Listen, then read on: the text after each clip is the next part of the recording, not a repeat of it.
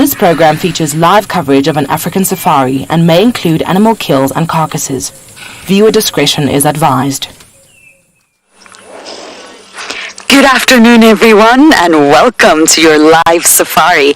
What a fantastic start.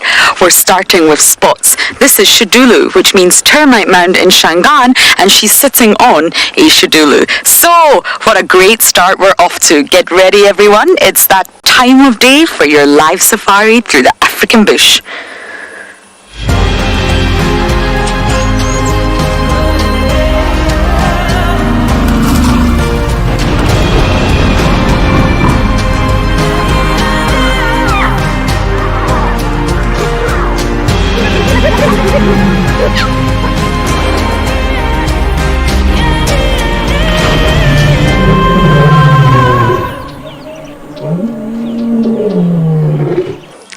Welcome aboard from everybody here. Oh, she's looking at us. Isn't she beautiful? Her name is Shidulu, but we call her the Duchess of the West, who is fast moving into Juma, and she's our new territorial female around here. My name is Lauren. I have BK on camera, and I am really happy but also really hot. It's slightly uncomfortable here in Juma today. I imagine Shidulu is uncomfortable as well. It's 32 degrees Celsius. Can you believe it? Yes, so I don't think she's going to stay still for too long, but we will follow her as long as we can. So we're coming to you from 5 different locations and 6 different safari vehicles today. So I'm sure it's going to be an exciting ride for all. But you must talk to us. Send in all your comments and questions using the hashtag WildEarth on Twitter or at FC on the YouTube channel. Someone's tired. At FC on the YouTube chat stream or on Twitch. But kids, you must talk to us as well. It's important. Please send in your questions, but you email them. The address is kiddsquestions@wildearth.tv. Now, we had Shidulu here this morning, so it's not a complete surprise that she's still here. It's far too hot for a cat, especially one that's covered in hair. So we're not too far away from Treehouse Dam. I'm hoping at some point she does get up and decide to have a drink. So good to see her. She's from the west of our reserve here in Juma Game Reserve, but she's slowly pushing this way. Black Widow, she is absolutely stunning. She's beyond stunning. I'm not over the moon with her name though, calling a leopard termite mound. I'm not sure. I think we could have called her a much more fantastic name, but our little nickname for her is the... Oh, she's very sleepy today. She must have been busy last night. She was actually very mobile last night, scent marking and making her way across the properties. So we knew she was going to be here today. So my afternoon is set. I'm going to sit here with the Duchess.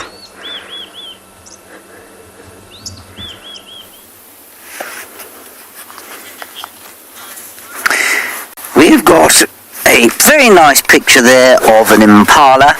He was standing right in front of us. There we go, that's better. Good way to start our drive. My name is James HENDRY. Hello.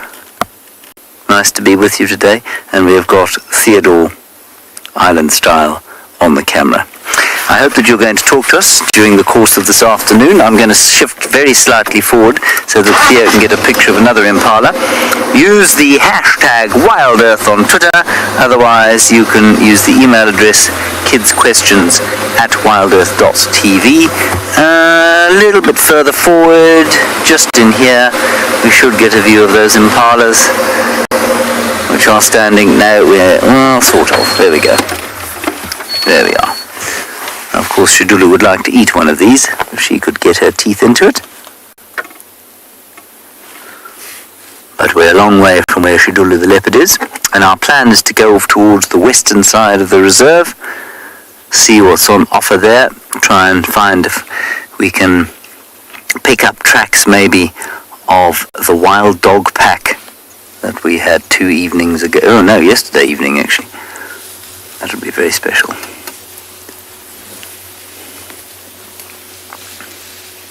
These impala will be hoping fervently that they do not ever see another wild dog.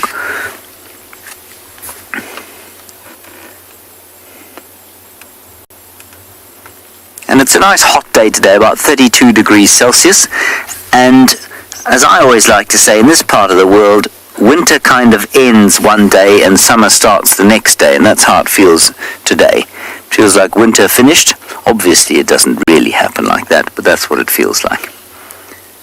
And so at this time of the afternoon, it's very, very quiet. None of the birds are calling. They'll call a little bit later.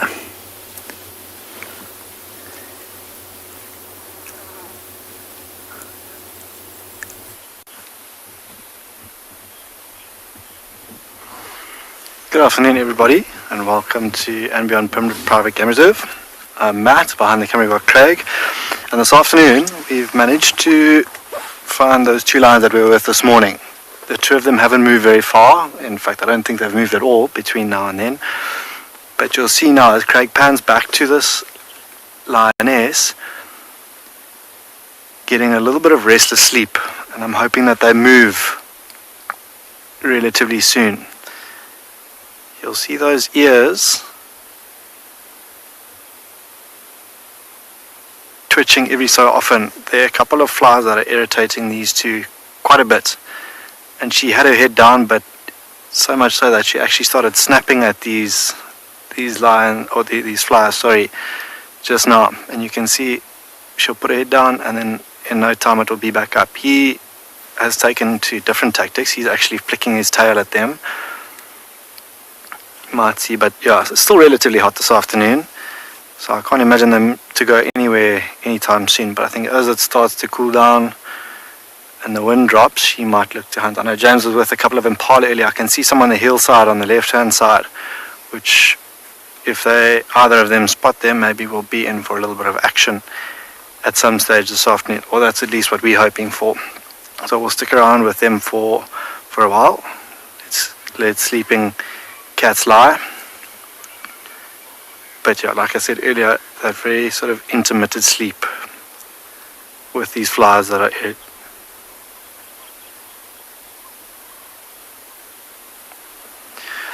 Rosalind, depending on what lions catch to eat, if it was something like an impala, between the two of these lions, it's not going to last them very long, maybe a day or two.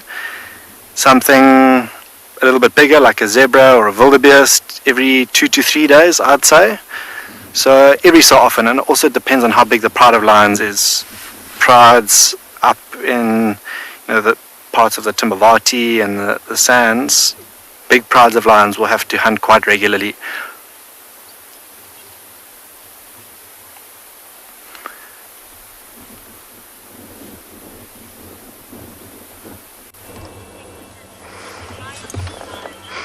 Our busy leopardess is indeed busy.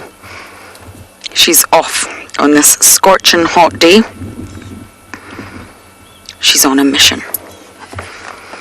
Now Shadulu here, I'm going to just follow her before we lose her through the thicket. Shadulu is 6 years old. So she's in her prime. She's a fantastic leopardess. It really is at that stage in her life to have the sort of biggest territory that she can. When a leopard is in their prime, their territory will be at its biggest, or its largest, should I say. And then sort of when they get a little bit older and maybe there's new dominant females in town, because she's just there, then it may get slightly smaller. I have a funny feeling Shadulu is hungry. We may have a hunt on our hand today, which would be very exciting. She's quite the huntress. Look at her tail. Her tail's twitching. She's on to something.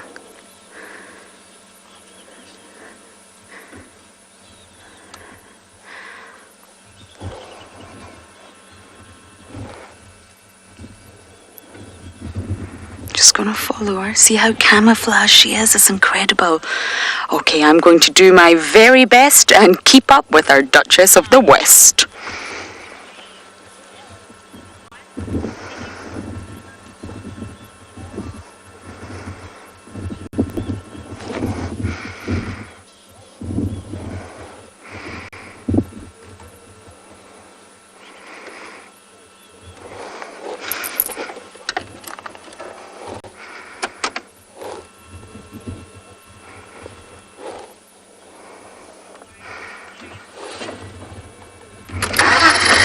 Okay, everyone, I'm just going to do my very best here to catch up with Shadulu.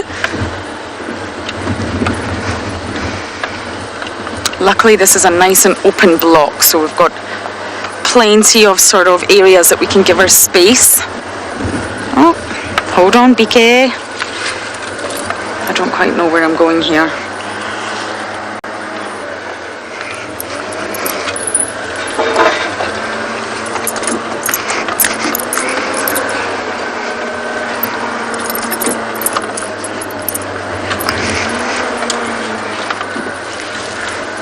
I can see her over there, 12 o'clock. We've not lost her yet.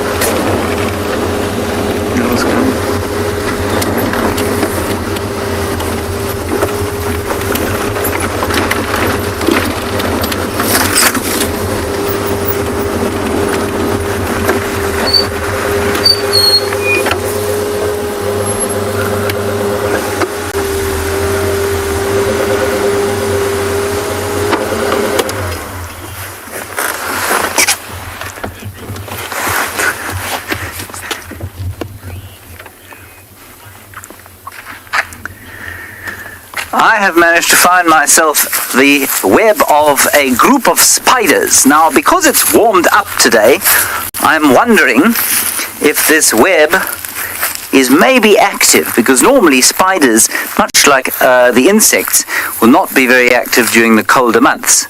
Now, this is called a community nest spider, and if people don't like spiders, this is the kind of thing that gives them nightmares. So I'm just going to disturb it very slightly and see if there's any activity inside. In it live many, many spiders, and normally what happens is that in the summertime, when they're active, an insect will land on the web, they'll all come out, bite it to death, eat it and take it back inside, or just discard the husk of whatever it was that flew in here to the ground. But I don't see anything particularly terrifying coming out of that. So that is a community nest spider. And I wonder if you're going to be able to see this. Can you see this little web here, Theo? Can you see it? This little web is the tropical tent web spider, and they get huge. I mean, they get about that big, not the spiders, the webs. And this little guy is just at the bottom, and you won't be able to see him because he's only about 2 millimeters long. And the most... oh, sorry, one more thing. There's also the start of a bird's nest here. Can you see here, Theo? Yeah? So that's the start of probably a blue waxbill's nest. A little blue bird.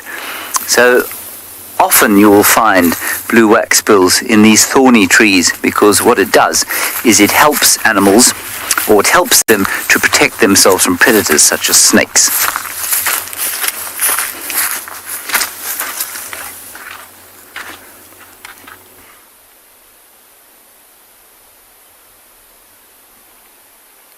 Welcome back, everybody, to And Beyond Panda, where very little has changed here with these two lions. They are lying on what would make quite good nesting material for things like social weavers and village weavers and the likes that James was talking about in this long grass.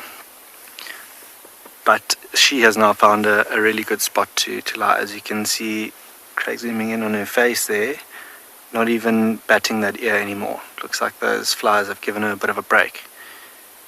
He too hasn't sort of swatted his tail anytime soon. But, like I said, it might be worth sticking around to see what they get up to. As things start to cool off this afternoon, I think they'll definitely move into a different area, perhaps down below where we saw all of those zebra and impala this morning. Perhaps they have a little bit, or she at least has a little bit more luck in the hunting department.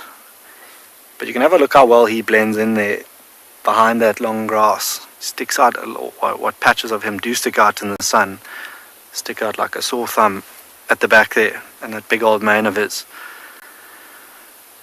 And her, particularly the way she's lying, you can see that white belly of theirs, which often, is something that we could spot from a distance as they lie on a hillside or whatever the case may be.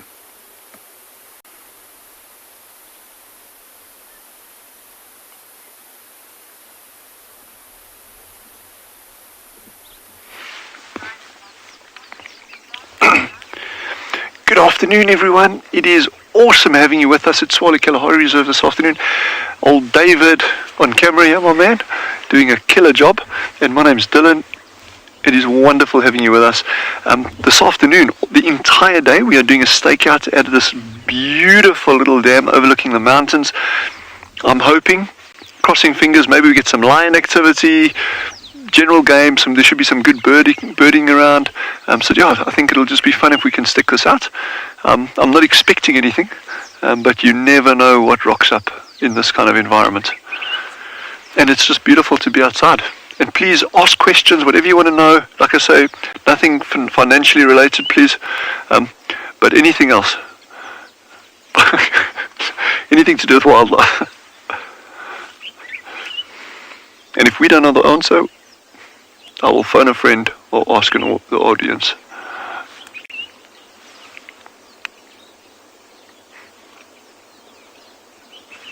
We're going to have a lot of bird activity. It's still quite warm. We've got a lot of canaries, yellow canaries on the other side.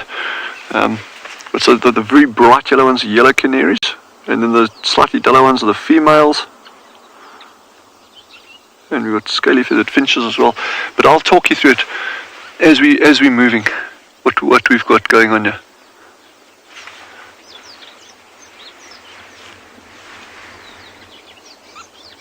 We've got Namakwa doves there as well. Once we've settled in here nice and see what's going on, Fiona has asked what birds are calling. We've got scaly feathered finches calling, and we've got yellow canaries calling here. The yellow canaries are actually the ones that are calling the most over here at the moment. It's a very, very, very soft little trilling one, and we have an Namakwa dove calling in the background. Unfortunately, with this mic that I've got, it's not going to pick that ambient sound up, or probably very unlikely to. But the Namakwa dove is beautiful. It's a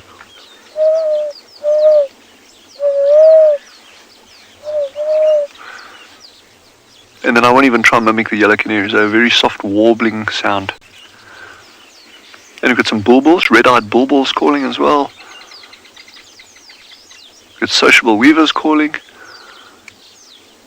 Got a chestnut-vented tit babbler calling.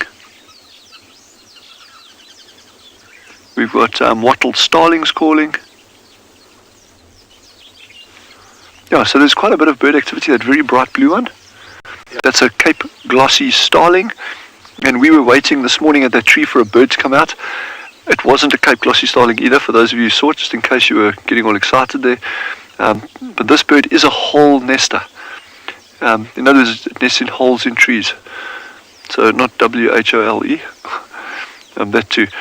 But so in this environment, holes are actually quite are really hot property, because there's not. I mean, we're looking into kind of densely wooded area here, but there's actually relatively few compared to the number of trees. There's actually relatively few very large trees, or trees large enough to get holes in them to provide suitable nesting sites. So there's a huge amount of competition for nests, including, among other things, bees taking over holes.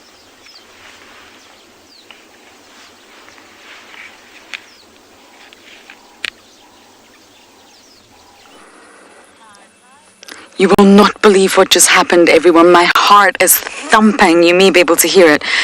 Shadula just stalked our hyena cubs. 3 of them are outside of the den without an adult. Ribbons 2 and Corky's 1. And she just stalked them. I need to just slow my heart rate right down. She's hungry. She's looking for anything. She keeps walking, stopping, listening, smelling. I really think Shadulu might hunt tonight, which is actually great news. It means we'll have her, if she kills something large, we'll have her on the property for at least a few days. Oh no, okay, she's going into a tricky area now, and thank goodness she did not go for those hyena cubbies. She absolutely would if she could take a hyena cub. If there was an adult there, no, she would have been deterred, but otherwise she absolutely would. Perfect snack for a leopard, a hyena cub who cannot defend itself. Okay, she's right here. It's a nice open area where we can just watch her. You can see, if you look at her body, she's very muscular. She's in great shape, but you can see it's slightly saggy on the underbelly. And that happens once the leopardess gets much older and she starts to have litters. Shadulu is currently mother to Kara, who's her youngster, her daughter. She originally had 2. Oh, she's going to say Mark.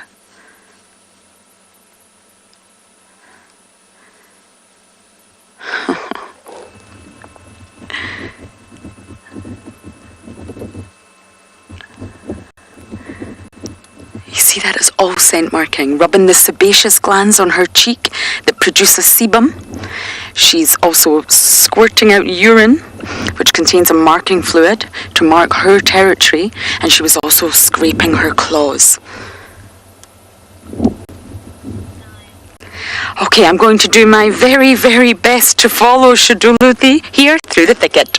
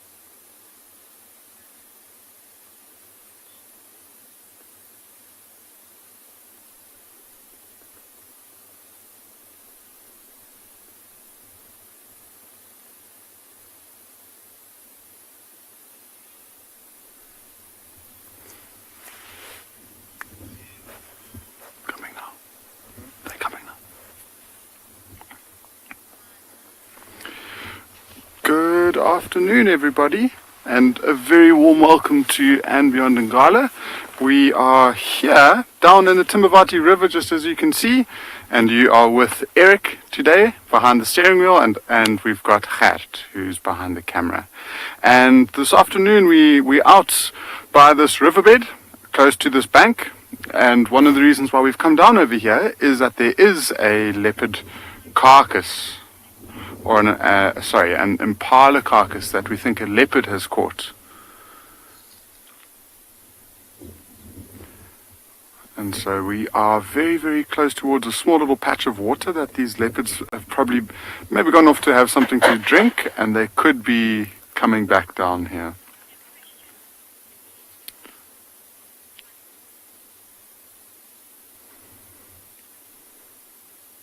So we're just sitting here patiently waiting for them to return, hopefully. We haven't seen anything yet, but hopefully there's a chance that they might come back.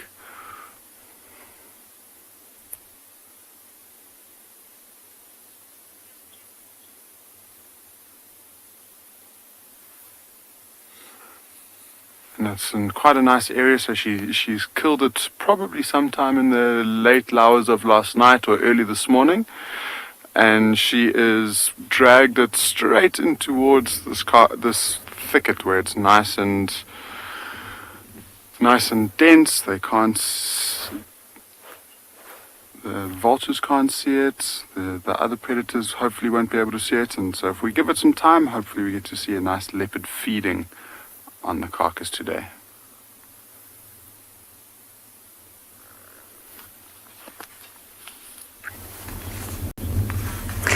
What we have got here is a tawny eagle. Now this tawny eagle alerted us to the presence of the wild dogs yesterday evening.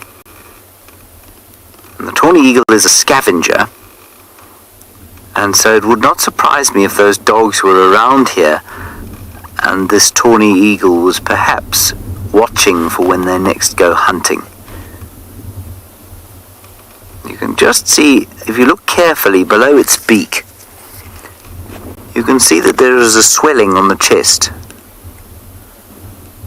And that swelling on the chest is a full crop, fullish crop. A crop is where the bird kind of stores its food before it digests it.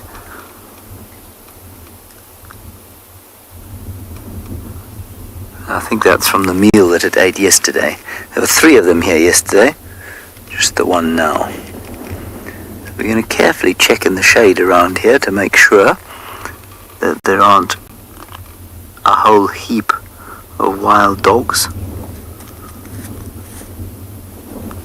Can't see anything just yet as I scan with my binoculars. Beautiful big brown eagle, and the only brown eagle that you'll find here at this time of the year, although on the 10th of August, which is what it is today, you may be lucky to see a Wahlberg's eagle coming in.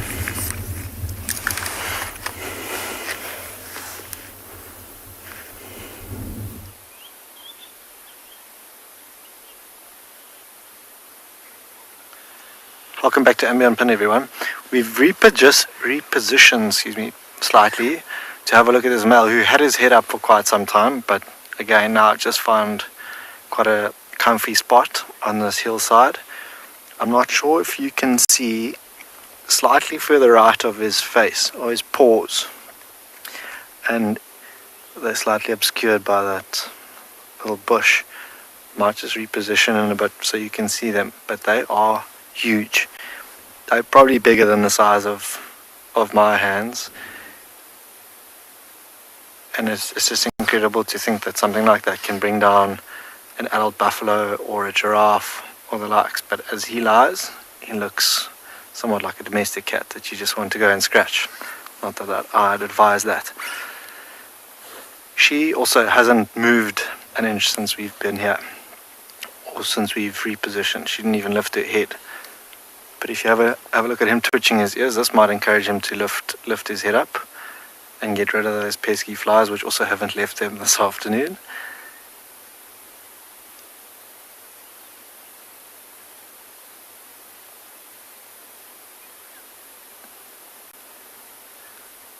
Talking about tawny eagles with James this morning, Wahlberg's eagles, if we were lucky enough to see one, but we saw 3 battaliers flying overhead, and often quite a good indication sometimes that there is a potential predator down below. If something like a battalier sees a carcass from a dizzy height, they'll come and investigate, and they could and who knows, if it was them helping us this morning find these lions, lead us to something like them.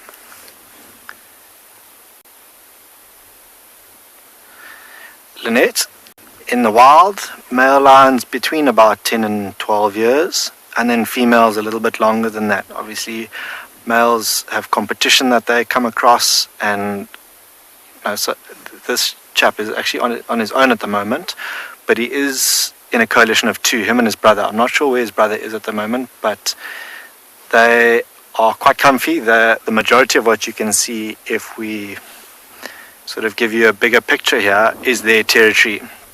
And until new males arrive from other areas that might give them a run for their money, they will be here for a good while. So yeah, for them,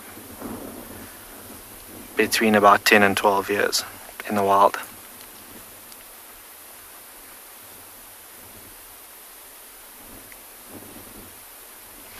Those little birds.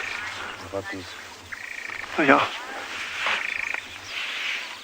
So we've got some really, really good bird activity here. There's this one on the edge of the water, there's an acacia-pied barbet. Yeah, that one that's in the middle of the frame there now. And you've got yellow canaries, beautiful, look at that. And you've got yellow canaries behind him, and a red-eyed bulbul. Many of you will be familiar with black-eyed bulbuls in other areas and further south, Cape bulbuls. And then those little ones that have just come in are sociable weavers to the right of that, what do I call that bird? Acacia-pied barbet. And there is another bird, which is there's a yellow canaries and female yellow canaries, and it's, oh my word, and we got scaly-feathered finches in the middle of the frame now at the back, those little ones flitting in and out. So it just shows what a hive of activity is going on here.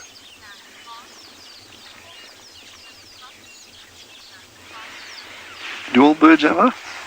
Sorry, I didn't get that question. Teacher Thomas asked, do all birds have something? Sorry, I really didn't get that.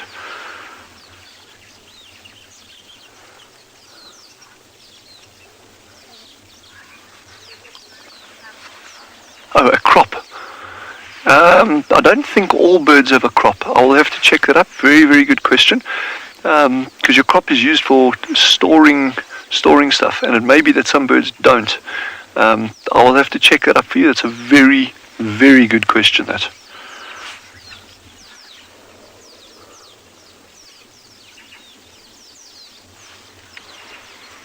So one of the things I like sitting about at waterholes like this, okay, today's it's a bad example because we're in the middle of winter, so it's quite mild. But even in the hottest times today, when traditionally, if you go to reserves across Africa, your guide will tell you, we'll go out early in the morning, late in the afternoon, because that's your best viewing time. But if you want to see killer birding, get to a little waterhole in the absolute heat of the day. And that is what's going to blow your mind in terms of bird activity, because that's when your water usage is highest, or requirements are highest. Dizzy has asked, are any of these a mystery bird? No, they are not the mystery bird, but well remembered, and thanks for asking. No, but it's definitely not. I'm hoping we're going to get that mystery bird tomorrow morning.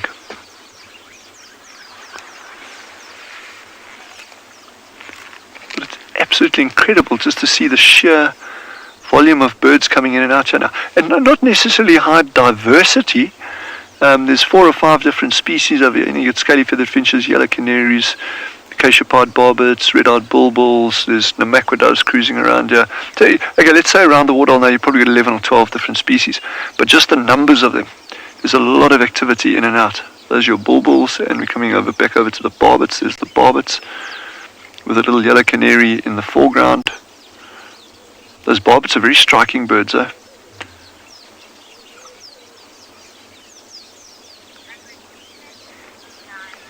I think we must just sit here and just be patient. I'm hoping for something slightly bigger to come down later as well.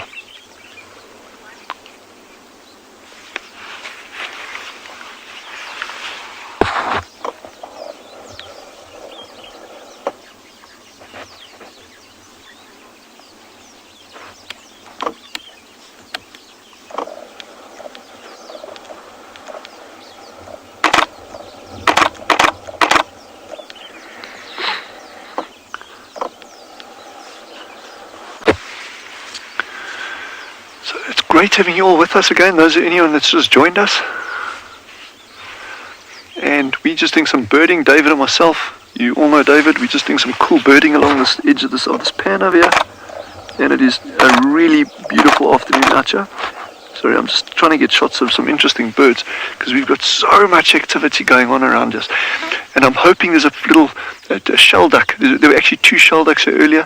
I'm hoping that they may return. There's been some black-winged stilts around, which are wading birds that are sort of ephemeral in the area. They move in and out, so maybe they could even rock up.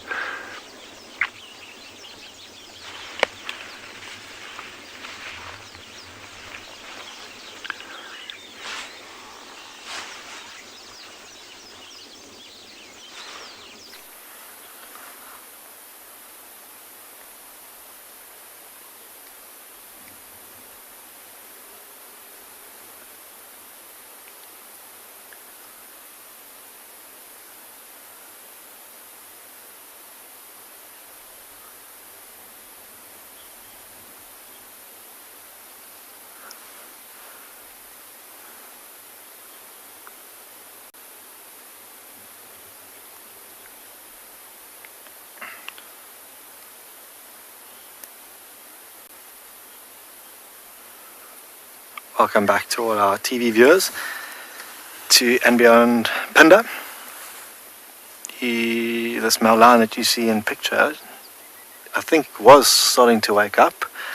There were a couple of francolins that were alarming off to our left-hand side, or something had surprised them, which made me think maybe his brother was looking for him. There's no real reason for him to look for this brother in picture, because he is with this lioness who's lying just out of frame at the moment.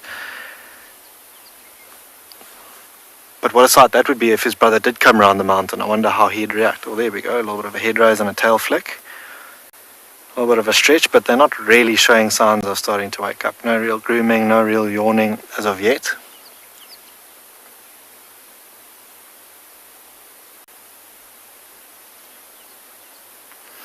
And I'm not 100% sure if they've eaten recently. She looked like she was well fed, just judging by her belly. It didn't look like she was visibly sort of hungry. He, on the other hand, I think could always eat. I'm not sure if you've ever seen a full male lion when their bellies are literally bursting at the seams, but even then they'll manage to find some space for something more. But I can't imagine, maybe, or not at least today, that they've eaten. Perhaps yesterday or even the day before was when they ate last. And the rest of the pride was actually seen in an area not too far away as the crow flies from where we are. I think about 3 days ago on a nyala carcass, feeding on that. But something like that is not going to last the pride of lions very long, with so many mouths to feed.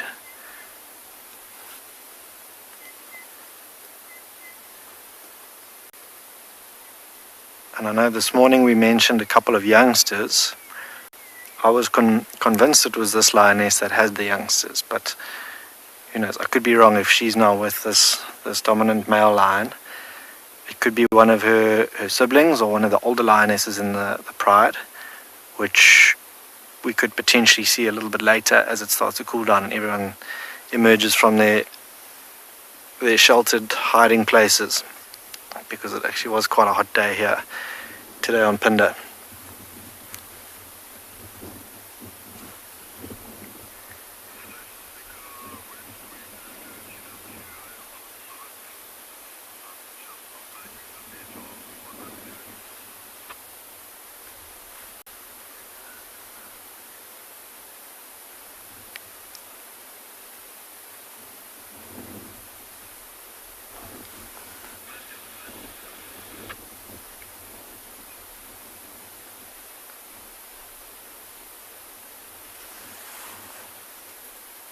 We spoke this morning of certain things.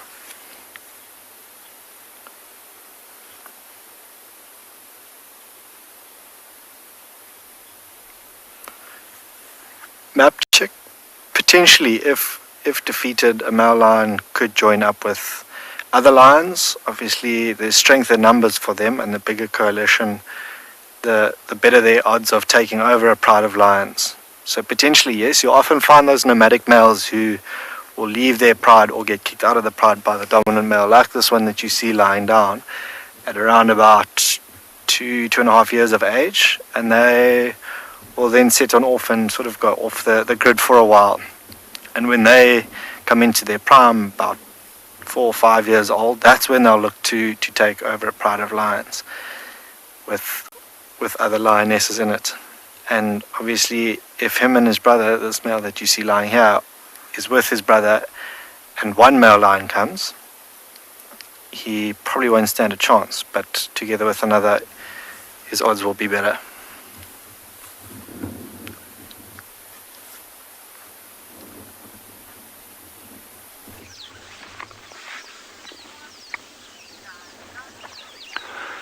Yeah, so we're going to be sitting here quite, well, not a while, we're going to sit here the whole drive. So if you've got the patience, great. If you don't, you're also welcome not to join us. But I just enjoy doing these kind of things because, like I've said it before, you never, ever know what rocks up. This waterhole that we're sitting at is particularly well frequented by lions.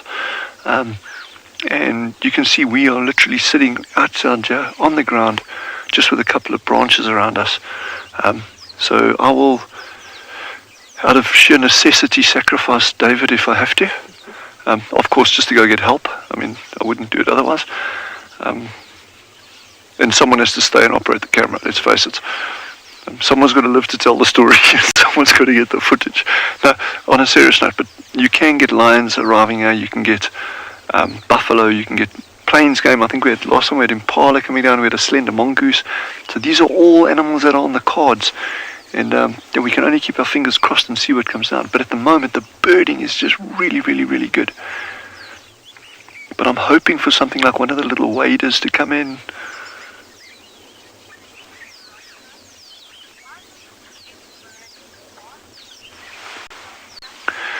Veronica has asked a nice question there. Why don't we see any birds bathing? If we sit long enough, you will.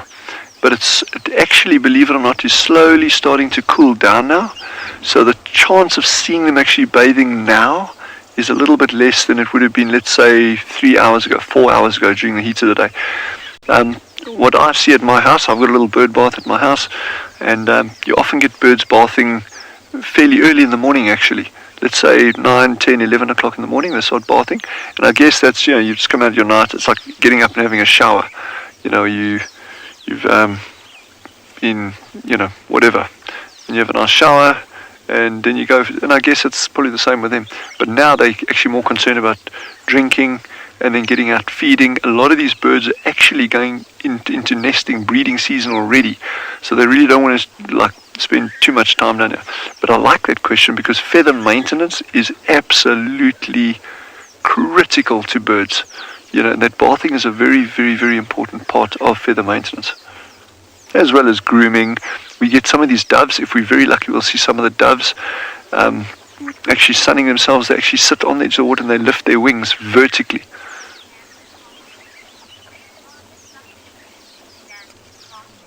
NASCAR has asked, where are the ducklings?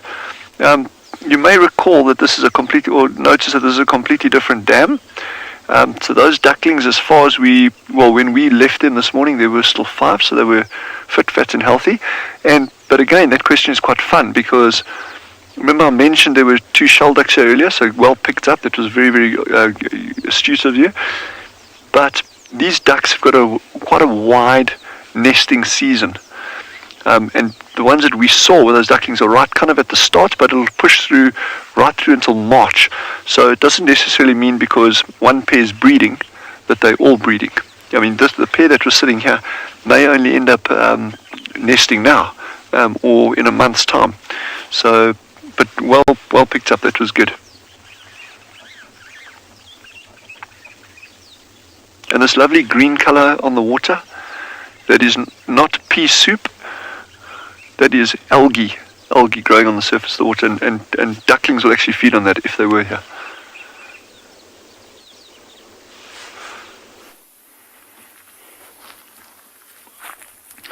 We have decided to do a quick little loop away from where we had that impala carcass a bit earlier on.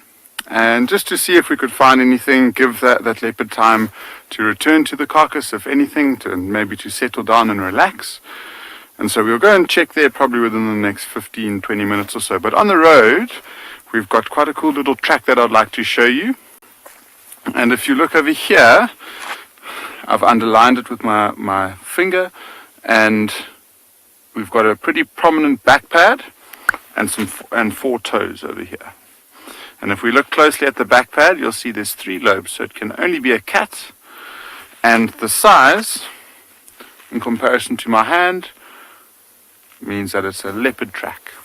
So it's quite interesting because Gert and I drove this road this morning, which means that this leopard has walked somewhere in the region of between 8 and 9 o'clock, I'd say, along this road, and it was walking in the direction that we have come from. And so the chances of it being the leopard that we think that it's that made that impala kill is quite low, just because of the distance. You know, she wouldn't have to cover that ground. It's probably about 2 kilometers away now, so it is quite far. So it's a different individual, which is quite interesting. So hopefully if we stick around, we might be able to see some spotted cat today.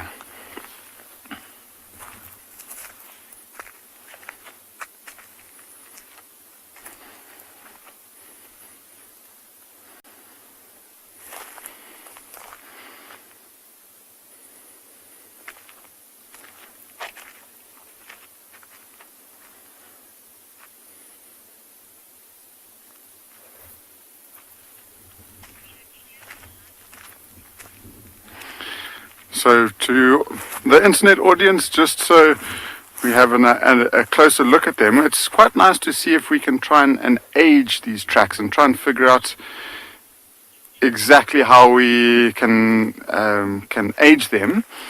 And this is quite a cool little thing, because here's the back pad, and we can tell it's the back pad because it's quite a big oval like that, whereas the front pad on a leopard tracks tends to be a little bit more round. So that's it over there. So that's the front foot, that's the back foot, which means that it was walking quite quickly. So the front foot landed, the back foot was taking a big stride, so it landed in front of the front foot. But on this front foot over here is a line like that you can see. I hope my shadow doesn't get in the way. But that's a bird track. And by the looks of it, it looks like it might be a Birchall starling, which is a daytime animal. So these tracks might be a bit earlier than we originally thought.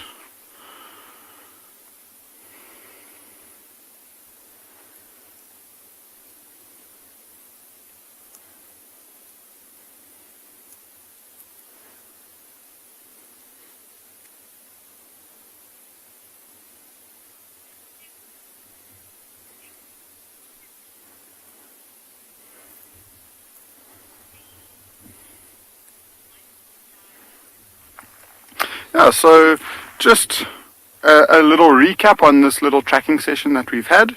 So we've determined that it's a leopard. For the internet viewers, we've determined the pace at which it was walking, and now we've figured out exactly, well, not exactly, but we have an idea of when this leopard walked past. And just to like I say, recap, we've got the foot over here with 3 lobes, meaning it's a cat, with the size, meaning it's a leopard track, and also it can help us sex it, so it's a female leopard that's walked past here. And then this one over here with the slightly rounder foot is the front foot, and this one over here with the slightly more oval foot is the back foot. And because the back foot is landing in front of the front foot, they are taking nice big strides, so walking quite quickly. And we've got a Birchall starling track that's gone on top of the front foot of the leopard. So it happened a little bit earlier than we originally thought, so maybe early on this morning.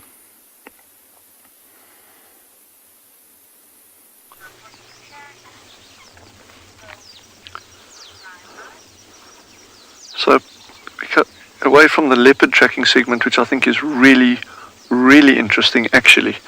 And so we're sitting with no animals here at the moment, and I'm not forecasting any immediate animal activity here. But yeah, so we're just going to enjoy sitting here, this beautiful scenery, and watch the birds come in and drink. Please be patient, your call will be answered. But how cool is this algae on the water? That is pretty, eh?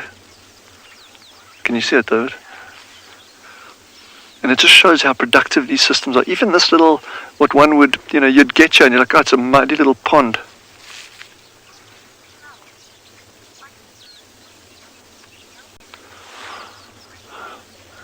King Creation has asked, how can you tell which birds are male and female?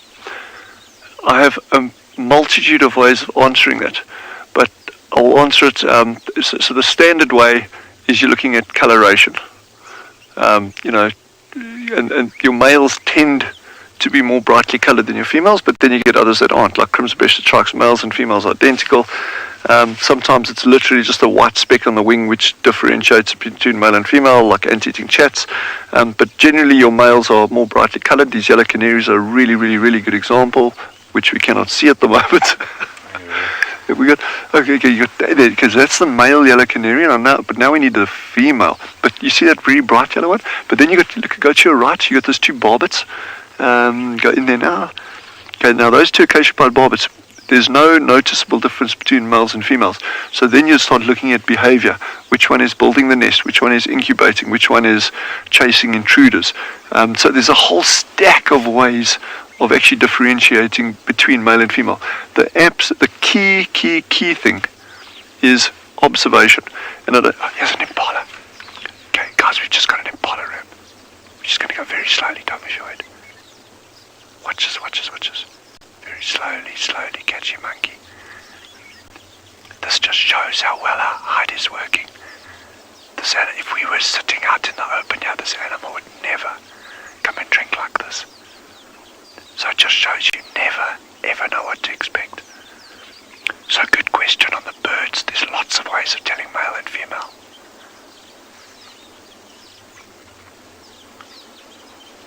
Oh man, can you go close there? Let's see if we can get a real close-up of him drinking. Look how beautiful that is. And that's a ram. That's a nice big ram. He's in his prime. So he's probably 6-7 years old. You may even get more coming down, I don't know. But you notice how different their behavior is to where our colleagues are working. We have no crocodiles here. But in areas where you get lots of crocodiles, you see they actually come in and they're actually leaning back from the water, like super tense, ready to bolt away from the water at the slightest sign of a croc. We don't have that problem here. And that's why they'll kind of stand to drink normally.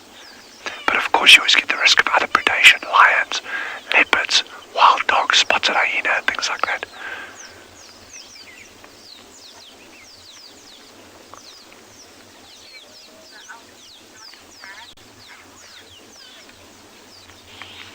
Philip has asked, would drinking the algae not be bad for the animals? No, not at all. It won't have any effect on them. You can get algal blooms, and but you're not going to have any problems in this area. So an algal bloom can actually take, if it exceeds, it's normally what they call eutrophication, so you get a huge amount of nutrients in. You get a massive amount of algae growing that dives off and sinks to the bottom, and it actually starts going anaerobic, takes all the oxygen out the water. Then you can get toxic conditions. But as you're seeing it here like this, absolutely no problem whatsoever.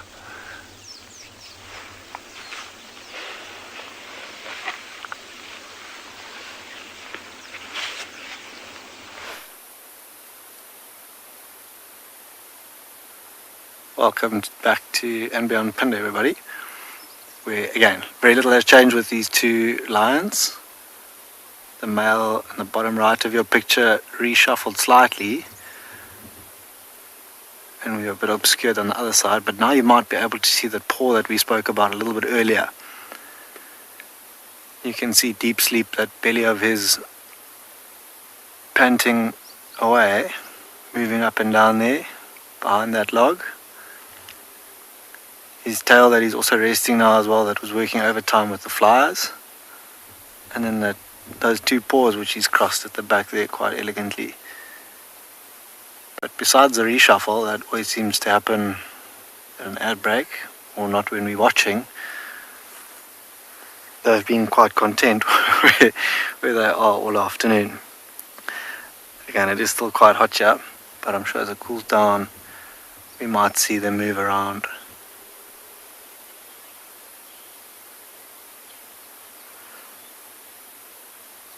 Like the only reason why lions, or at least male lions, would leave a pride is because of individuals like this that you see in picture.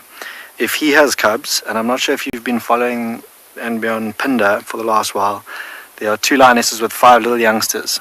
If any of those are males, by the time they get mature enough, they will be competitions for their dad at some stage. So he, like we said earlier, at about 2 years old, will actually kick them out of their pride. But the females or the daughters that he has will grow up and remain within that pride. So there will always be the core group of females, but it's the males that constantly change.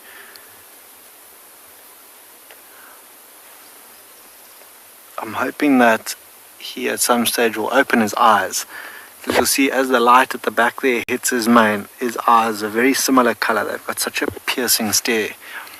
If you are lucky enough to ever look at one of these males, or any male for that matter, in the eye, in light. 1 or 2 birds making a bit of a racket in the background, the rattling testicular going berserk. Down below, a little bit earlier on, myself and Craig spotted a wildebeest who is in much the same position as these lions. He too is lying down. So we'll stick it out here a little bit longer and see if anything changes.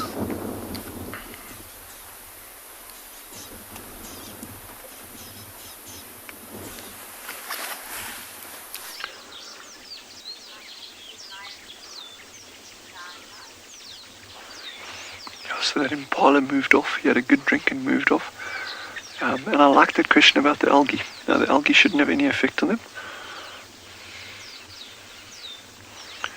But we've got a lot of bird activity. I'm so pleased with all these birds. You got wattle starlings, Cape turtle doves, laughing doves, yellow canary, red-eyed bulbuls, scaly feathered finches, namakwa doves, black-throated canaries, acacia-pied barbets,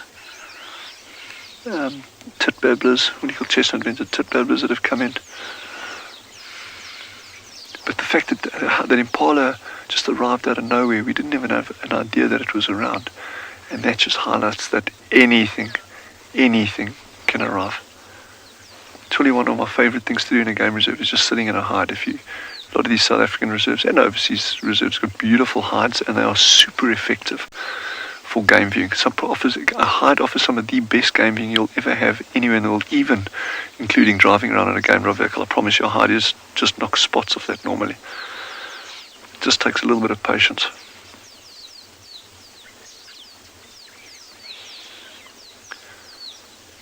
Yeah, it's so good of you to have joined us. It's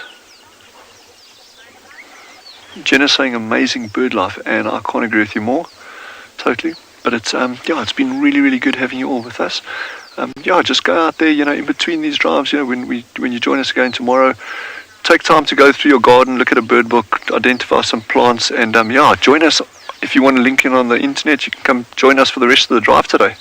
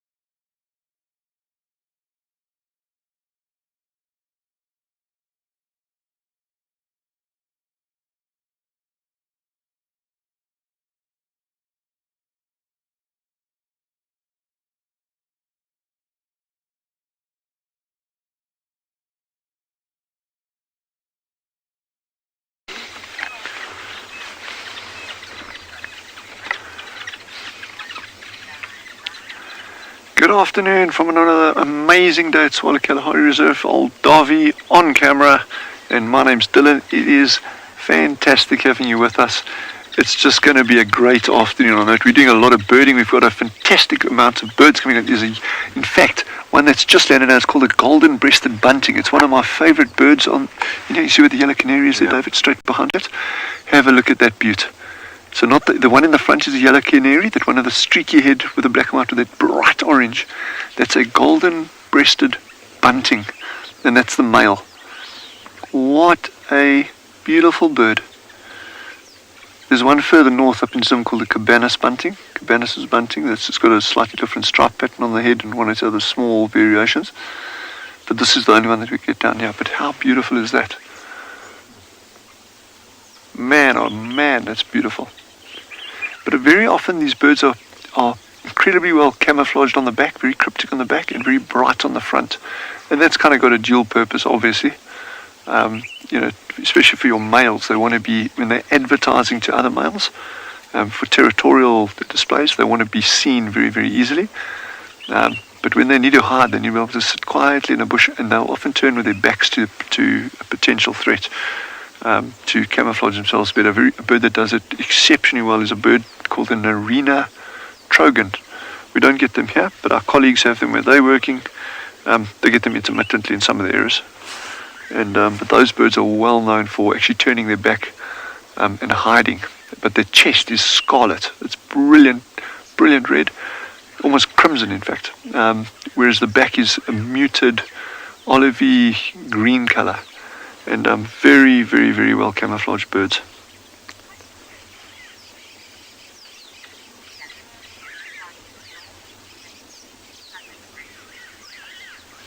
Vicky has asked, is this yellow canary part of the north race or the southern race? I'll have to check that up for you. I'm going to go with the northern race, but I can double check that for you as well.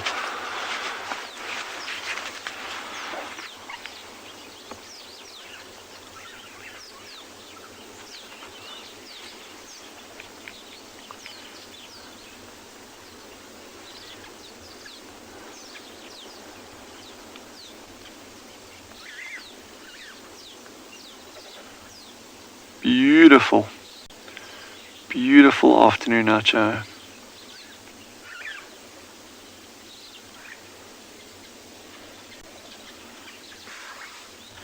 I don't actually see anything about a northern or a southern race. I stand to complete correction. And I'm looking in the Roberts. Yeah, it's actually got two different ones. It's not talking about, it doesn't talking about races, but I'll have to actually read through it in some depth here. I can check that out for you. It's a nice question. I dig questions like that. The big question is what difference does it make? What's the ecological pros and cons there?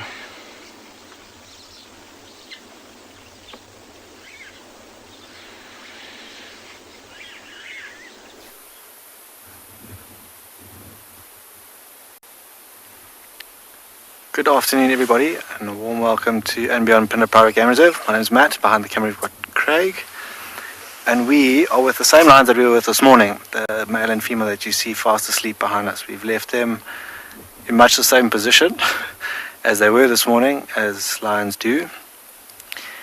And if we zoom in on her, you'll see up to the top left of your picture, she's in a bit of a precarious position. She's just rolled over now. And it's often when they've got full bellies, they'll lie like that, just to give that stomach a bit of a breather. Actually quite amusing to see them do that. But for the majority of the afternoon, they've just been flat on their sides. It sticks out a little bit more now that her white belly is exposed. And like the sun catching that grass that you see in picture, much the same. And we were actually able to see her from quite a distance earlier on as we drove in, lying up on the hillside. But a lovely vantage point a little bit later when they do decide to move. You can see her eyes, no intentions of opening them just yet.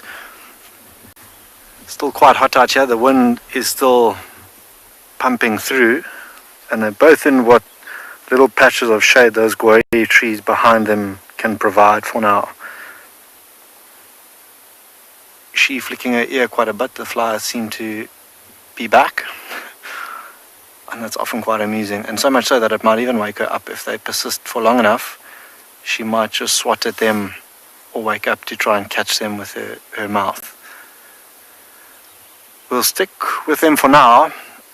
I might just move on. There were reports of a couple of cheetah a little while earlier in hopefully a spot that we can find them.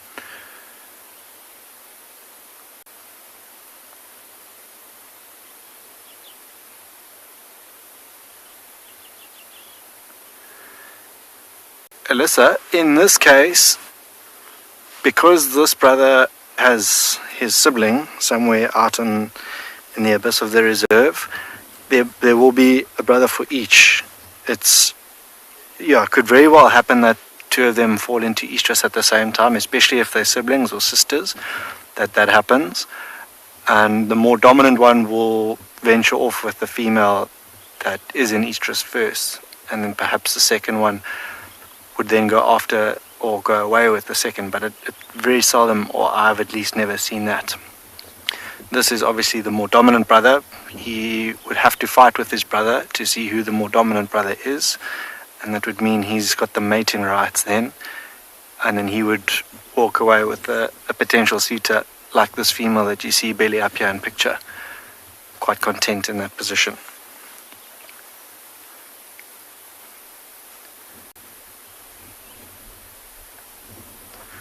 On the other side of the valley, if Craig pans up a little bit and then zooms in, you'll see a wildebeest that we spotted a little bit earlier, who almost like they're having a bit of a standoff. He was too like these lions, just lying flat. There he is. But it's almost as if he's seen these two now. And perhaps we'll head in the opposite direction.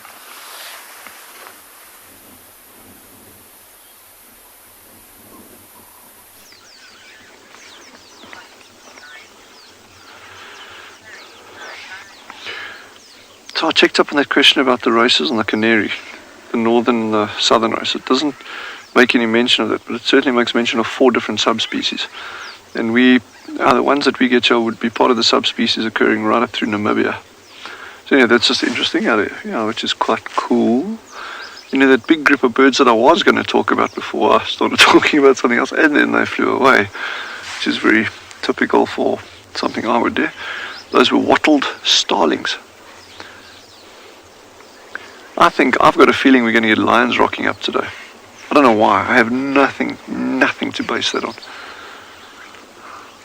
But it would be hellishly exciting to be sitting here at ground level with the pride of lions around us. And Nushka has asked a great question as well. What is the smallest bird we get at Swallow? That is called a Cape Penduline tit. Cape Penduline tit? What a name. And it is a tiny little bird. Some of you may recall we actually picked up this beautiful nest. It was an abandoned nest with a hole in the top that looked almost like felt or fleece. It looked almost like fleece. Then with that false entrance. That's the nest that those little birds build, and they are tiny. They're like 7.5, 8 centimeters in length. Tiny little birds. But then you got other little ones as well. You got the little warblers, and you got cisticolas and scaly feathered finches. Got a whole range of very, very small ones. But the Cape Penduline tit is certainly the smallest one that we have here. And you must think how, with the adult is, let's say, 8 centimeters. You must think how small those eggs and chicks are. Yeah, pretty cool.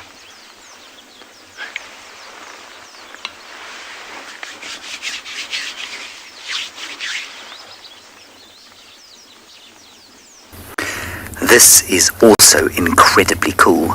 We have got Shidulu's daughter, Kara, here. We've been trying to find signal for about half an hour. Now we do, and we have the leopard. I'd love to claim I found her. I did not. She was found by Sabre, a guide at Simbambili has very kindly alerted us to the position of the leopard, and here we are. So many of you have seen her before, but normally in the company of her mother Shidulu, who Lauren was with earlier. I'm not sure if she still is. And I think this cat is extremely distinctive because she's got a kind of, it's not a scowl so much as her brows, her eyes are kind of half shut in disgust most of the time. I'm sure it's not disgust at all, but that's just what it looks like. So she's quite distinctive.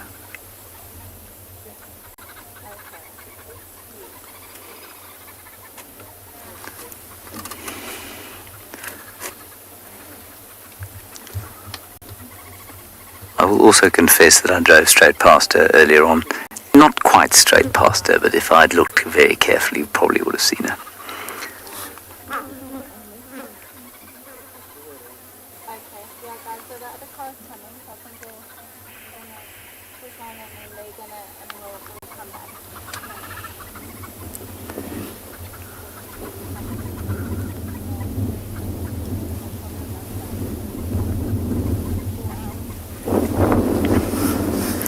We're going to sit here for a little while, see what she does.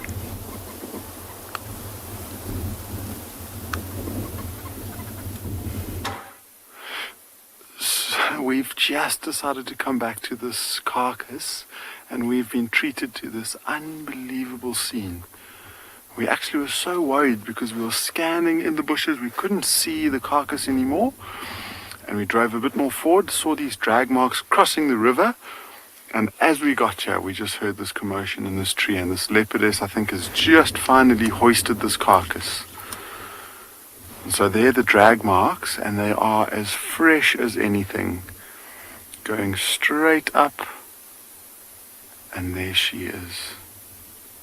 You can see the impala's legs dangling down, and so we actually missed the hoist. But the good thing is that she seems relaxed enough for us to at least watch her and try to figure out which leopard this is. I am still not sure. There's a chance that it could even be the young male leopard that we see around this area. Just looking, it's got a very, very pink nose. It doesn't look like it's satisfied, so it might try and shuffle the carcass around a little bit more.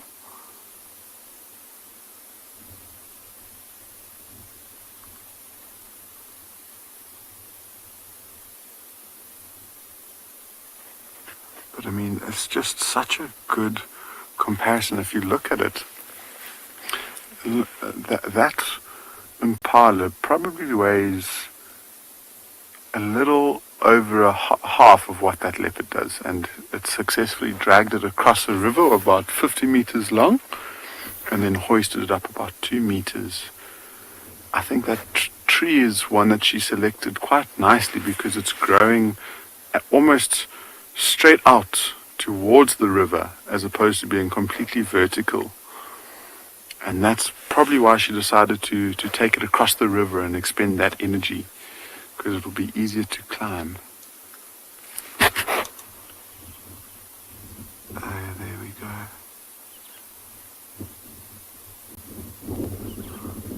Oh, wow, it looks like it's a very fresh kill. Just looking at how the meat is still very blood red rather than that dark maroony color. So this could have even been from sometime this morning, not last night. Wow.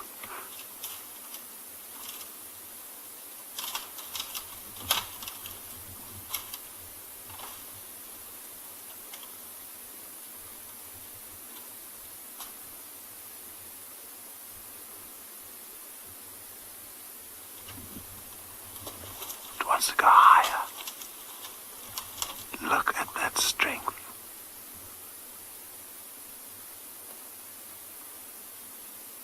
Wow.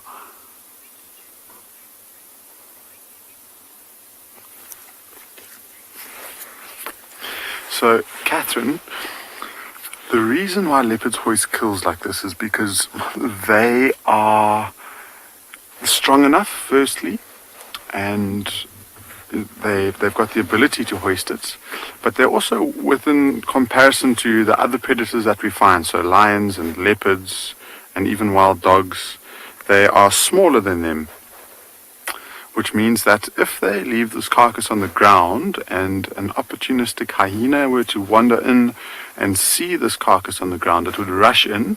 The leopard doesn't have the ability to defend it against the hyena, and then the leopard has to turn and run away from its meal that it's worked so hard for.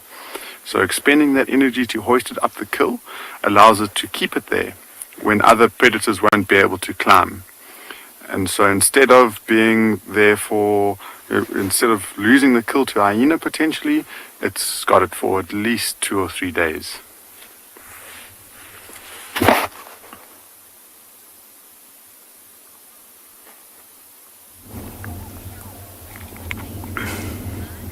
And this particular leopard would love to have a bit of a kill.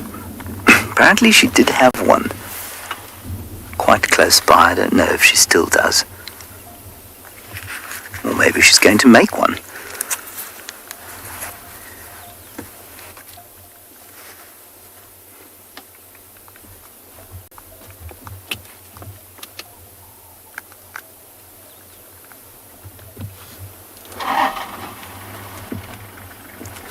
I'm just wondering if she isn't moving towards one.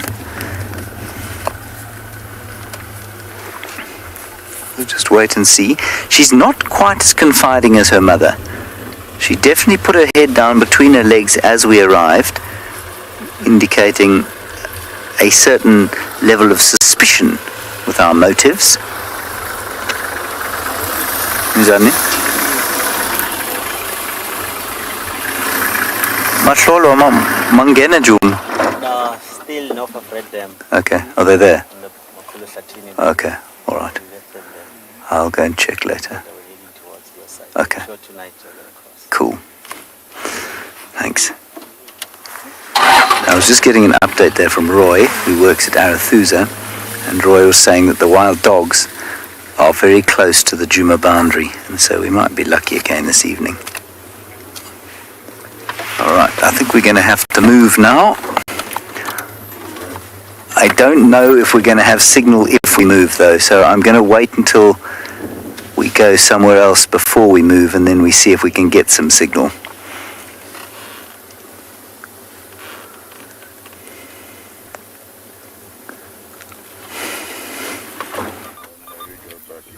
Yeah. So we've luckily just managed to identify which leopard this is, and it is the young male that we see around this area. And now that he's stashed his kill, he's decided to climb down and lie in the shade. And he's lying in that spot over there. So I'm actually going to reverse back. There seems to be a small window where we might be able to see his face nicely, and then I can point out some of the features as to why we know it's him. So there we go. And look at how much effort he's put in now. He is panting away, heavily breathing, and still quite alert.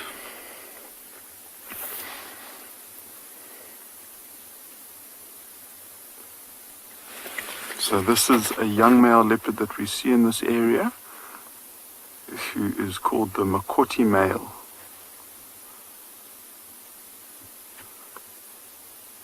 And he's just put in a whole lot of effort. But, I mean, all of that panting and all of that energy expended because he now has got an impala carcass that he'll be able to keep for another day or another 2 or 3 days. I mean, just last week he was at an impala carcass for 6 days. And so this means that our leopard viewing with it, at least in the next 3 or 4 days, is going to be really good. We'll swing past here on a daily basis to keep up with him and see what he's up to.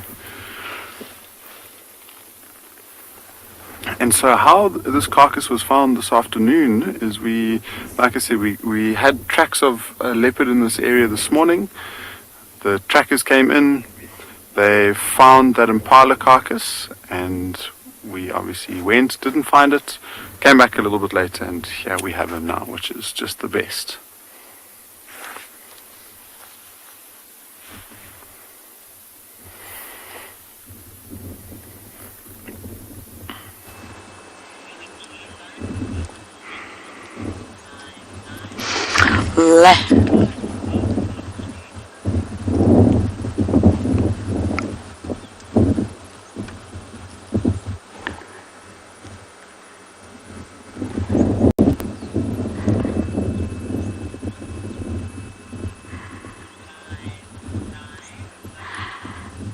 We have a tree agama here. I think it's possibly just escaped us.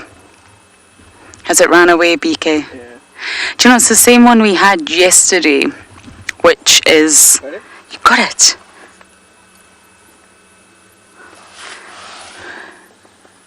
I can't see. Oh, yes, wow. All you can see in this view that we have here is just his hand and his head. I don't want to reposition the car right now because he's probably going to move. You see how camouflaged that tree agama is? It's incredible. An amazing reptile that we have out here. And I'm actually going to show you what the male looks like. So BK, if we can just look at this big picture here, this is the male, and look how, nope, that's a tortoise, terrapin. You see, this is the male right here, and it's got a bright blue head, so completely different from the female herself. The female is less brightly colored and more camouflage. So this is what we are looking at right now, is a female. I wonder if BK can find it again for you. I have completely lost sight of it with my own eyes.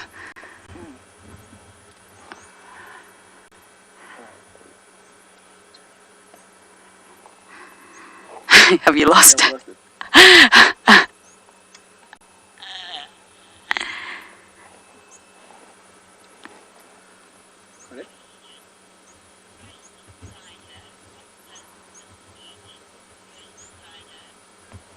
Did not catch that name, but you're asking, what does the tree agama eat? And they are carnivorous, so they love insects. They have a very specialized tongue that darts out really, really quickly, and it's sticky, and they'll pick up all sorts of insects that are crawling on this tree itself. And because they blend in so well and they stay motionless, what that means is that sometimes the insects do not see them coming. Okay, so we're going to keep bumbling south and see what other amazing animals we can find.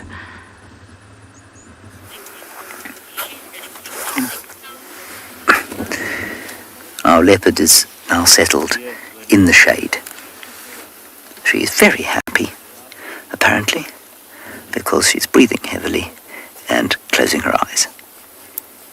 So I think that she probably ate something relatively recently.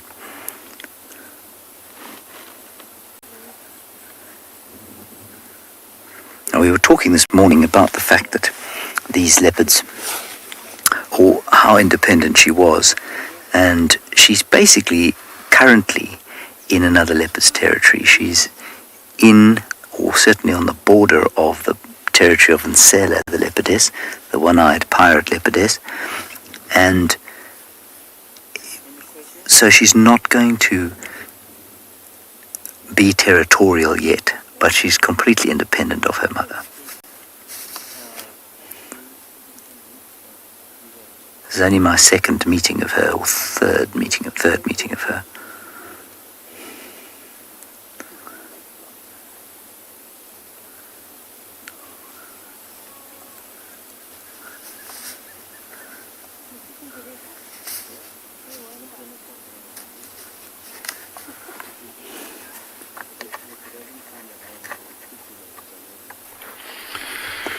So this has just gotten so crazy. This male leopard, we noticed, didn't stop watching where that impala carcass was coming, or where it came from and where he took it from. We used our binoculars, looked in the bushes where we saw that impala last, and there's another leopard. And so now this male's gotten up and he's heading straight towards it. There's that leopard. You can see its tail on the right-hand side of the bush there. Just there. So I think that he's just stolen this from this female leopard.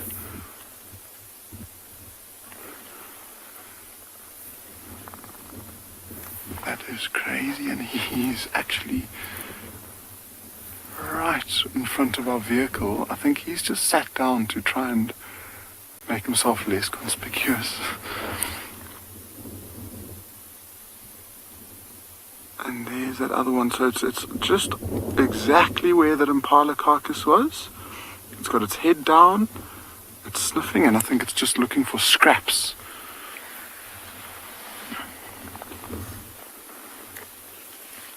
And that's amazing. Oh, there she is. She's looking straight at us.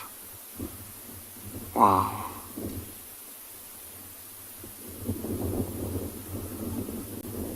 Okay, so I think it's a female leopard that we've just seen over there.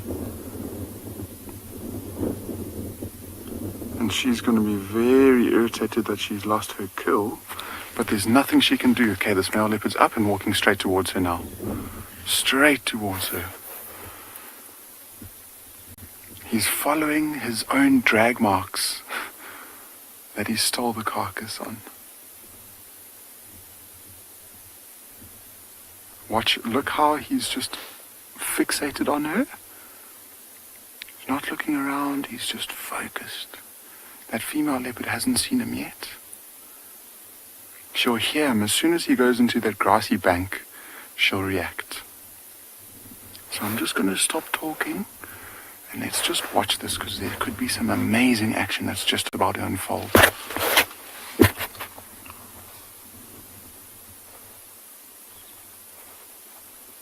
She's gone.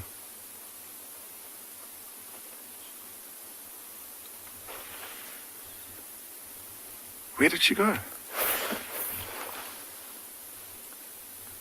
she up? Oh, more to the left. Okay. Oh, I think she saw him in the nick of time.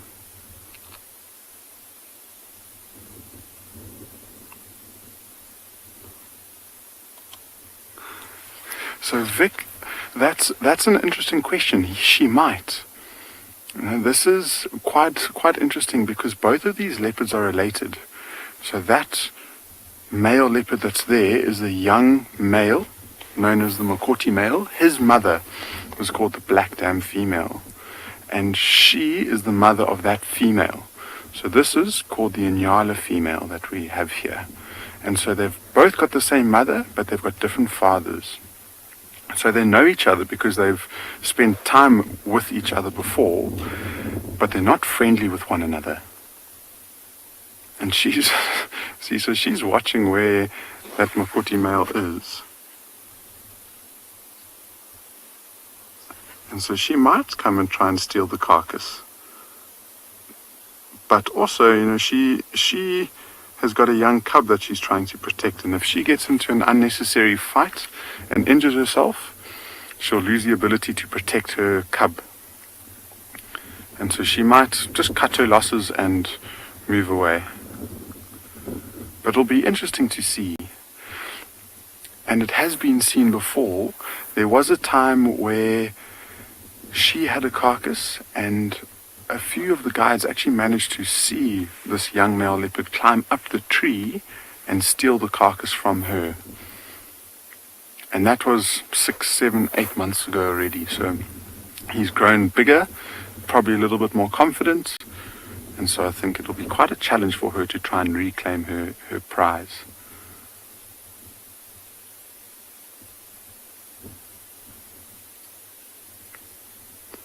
It's just so interesting. Now she's just lying down in the riverbed.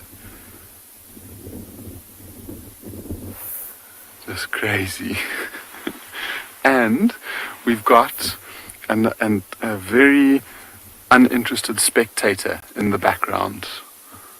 He's come down to drink.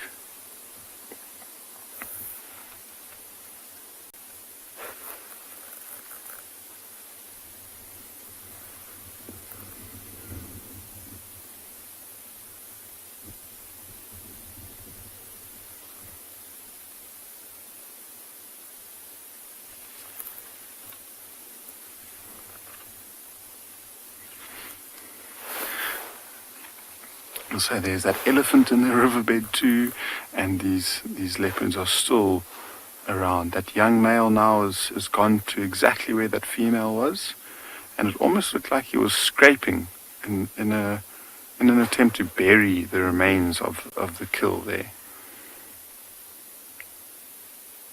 But see, look, he's scraping with his back foot, trying to cover anything, so another predator might have difficulty smelling them, or smelling the carcass. If a hyena comes and smells that stomach content, it will try and follow exactly where the scent leads it. So covering it up hopefully just tries to mask the scent a bit.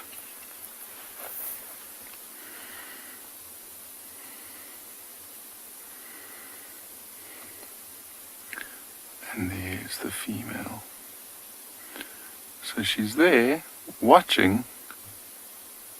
I wouldn't be surprised if she saw this whole thing take place. I wouldn't be surprised if she was close by and saw this young male come in. The male saw the carcass and took it away. So she's probably got a good idea as to where the carcass might be, if she didn't see him taking it up the tree directly. So I'm surprised she hasn't gone back to the carcass.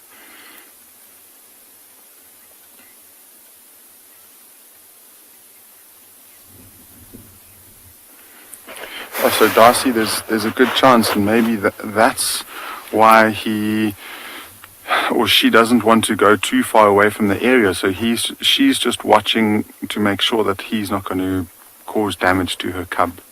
And I think that cub would be somewhere close by if the carcass has already been fed on. But it's a very skilled hider, so it will just find a spot where it can fit into, and it will just sit and wait. And then when the mother thinks that it's safe, it will go back into the area and just slowly but surely let out these very soft contact calls. So hopefully only the youngster will be able to hear it. And then she'll just try and get them away from the area. So this sighting has taken a very interesting turn of events, and I think we are going to play it out the whole afternoon, so I'm not going anywhere.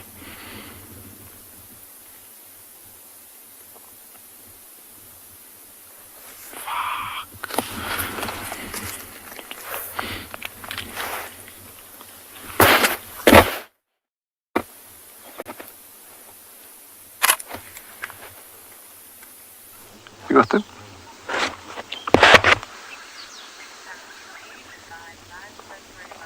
So we've got some beautiful little scaly feathered finches. It's those tiny looking little birds. There's a yellow canary sitting on the right hand side, but the rest of those are scaly feathered finches. And these are one of my favorite little birds out here. And they are adorable. One of the things that they do in winter, if it's very, very cold, they'll actually huddle together for warmth. And a number of species do that. You get those classic photographs of bee eaters sitting on a branch in a long row, those kind of things. But these little guys actually will actually huddle in groups, and they'll actually get into other birds' nests. And you can get 4, 5, 6 of them. These big sociable weaver nests, they even sometimes go in there. Beautiful little birds. And there's lots of dove activity now. Lots of Cape turtle doves drinking. Still a lot of activity on yellow canaries. Plenty of yellow canary activity. And this dam is actually very well known for pearl-spotted owls and gabar goshawks chasing birds around this. So I'm also hoping for something like that. If we sit here long enough, we'll probably get it right. Like if we sit here for a year or two, we'll probably get a goshawk attack at over. It's law of averages. Okay, there's your wattle starlings. They've just come down. There's all those kind of nondescript looking brownish birds with a very pale rump. You'll see when they fly, they've got a very, very pale rump. Those are the wattle starlings. Those are the ones we've actually seen the nest before. So they nest communally. So they don't make a single massive nest like social weavers, but you get pairs, and sometimes 2 or 3 or 4 pairs actually constructing one nest, but you can get hundreds of these nests together in a number of trees in close proximity. But all of these things, they're starting to breed under our noses, and we've seen that already with doves, the shelducks, all those kind of things. So we just need to be on the hunt a little bit better for them. But we will.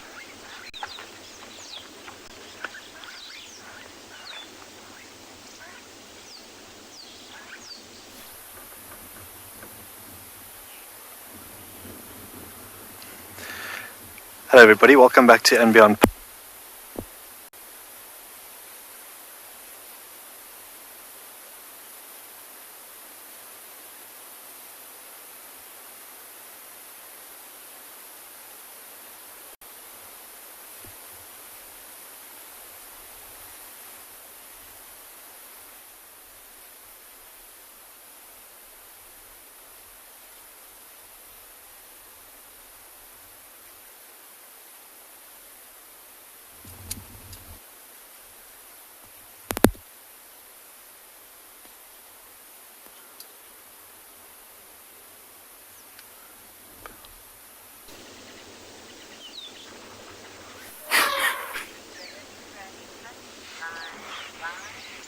So we've still got a lot of doves coming down. This time of day, as it's getting cooler, is becoming so good for large animals to start moving. And like I say, we could get anything coming down to this waterhole. You could get buffalo, you could get any number of the antelope species, but I know it sounds crazy, but we're really hoping for lions to come down there while we're sitting down there. We will be totally safe, well, at least one of us will be. So don't stress too much. But yes, if we can get lions coming down here, hey David, that would be a winner. But let's see. All the wattle starting. So someone was asking about birds bathing earlier. So you'll see a lot of these wattle starlings are coming down. Some of them are bathing. So they're coming down, they're drinking. But what is noticeable about these birds? Oh, leopard and elephant, go. And so this leopard has just interrupted this elephant from a afternoon drink, and that elephant wasn't so happy about it. Look at him moving on the rocks there. He's standing up to an elephant. This is just the most amazing scene that I've ever seen, I think. See, that leopard is desperate for a drink, but that elephant doesn't want to let him drink.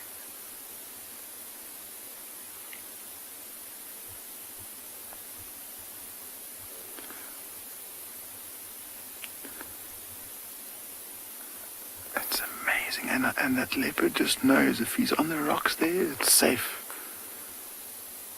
There's no way the elephant could get up there. But let's see now that the elephant almost looks like it's settling down and drinking. Maybe it will slip down and have a drink. The Phoenix leopards are incredibly powerful. I don't really know if I can quantify it too well, but they're capable of dragging pretty much half of their own body weight up a vertical tree. And they can climb. There he goes again. Listen to the trumpet. I just can't believe that this leopard isn't reacting.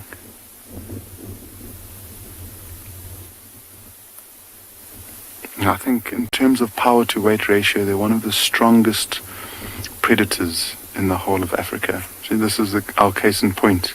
This leopard is now getting cover to try and hunt the elephant. He's going to try and pounce on the back of it. No, I'm only joking. That would never happen.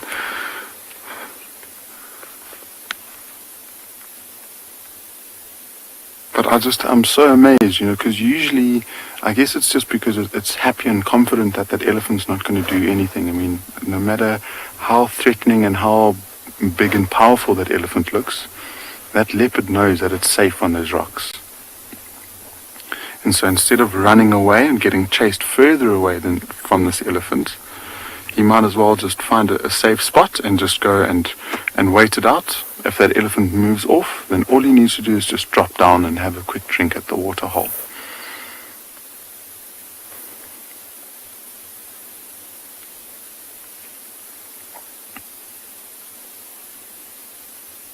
But I mean, this just is a case in point as to how confident this young male leopard is. In one afternoon, we've seen him steal a kill from a female leopard, and now we've seen him standing up to a big, powerful elephant bull.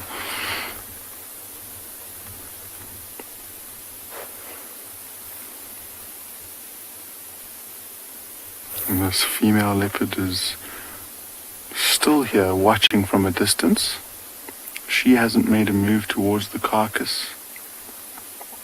You see, that elephant, although it tries to pretend that it's not happy, if you look at some of the subtle body languages that it's giving off, so that tail stuck out and became erect, that's one way of knowing that it's slightly unhappy. And then those ears will stay open, and I can assure you that it's watching that leopard's every move. And if that leopard decides to drop down again, you'll see that elephant reacting one more time.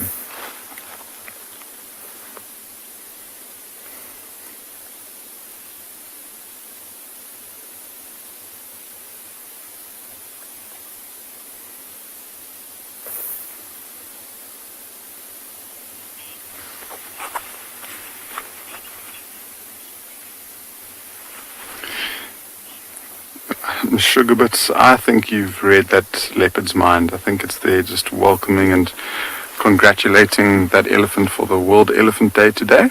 So well done. I didn't even think about that. See, every now and again that elephant stops, his ears go out, and he just picks up his trunk to smell. It looks like that leopard might move.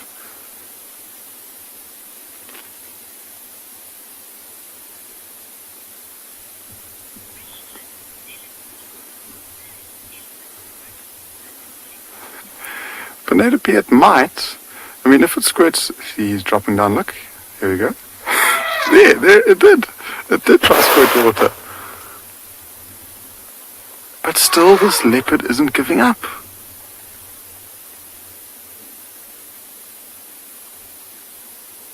How brave or how stupid do you have to be to ignore a charge like that?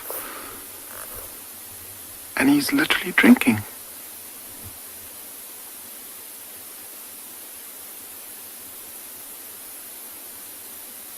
That is amazing. I would never have thought that. I would have thought that that elephant would have chased that leopard away.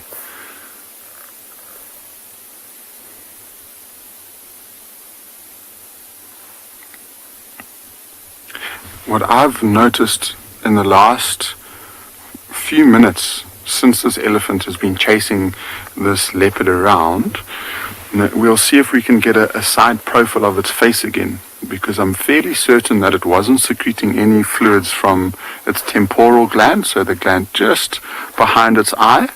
And now that it's under a stressful environment with this leopard and worrying about it, all of a sudden I could see this quite prominent secretion, which means that's a sign that it's stressed, and it's stressed immediately.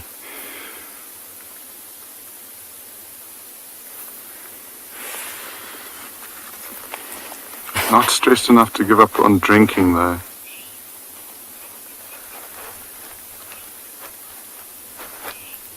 So, name the chances of a leopard taking down an elephant's carcass is very, very low. There is a recording, I do believe, of a very, very, very big male leopard who successfully killed an elephant calf. But that is like once in an absolute blue moon. It had to be a very big, powerful, confident leopard, and it would have been a very small elephant. You know, the circumstances there are so exceptional because, I mean, it's not the preferred leopard's prey, and usually an elephant calf would have 5-10 adults protecting it. And so I think it was a very unique situation that happened. But usually I would say no. It has happened before, but the chances of it happening are slim to none.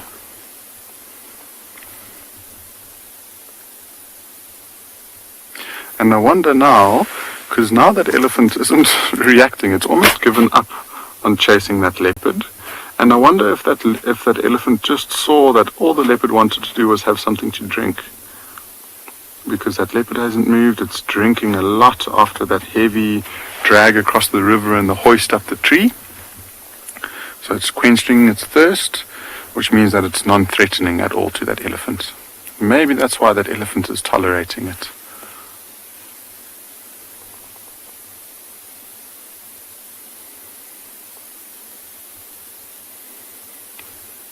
It's still uncomfortable. It keeps smelling that leopard.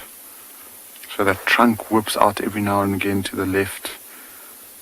And I'm sure if that leopard moves away from the water, then we might get another reaction. And just see how well, especially as that leopard is in the shadows, how well it just blends in. And that's out in the open. It's literally just using the color around it and the shade, and it's pretty effective in the way that it can blend in. Now imagine if it was sitting in long grass watching a herd of impala coming close by. I think those impalas would have a very hard time spotting that leopard.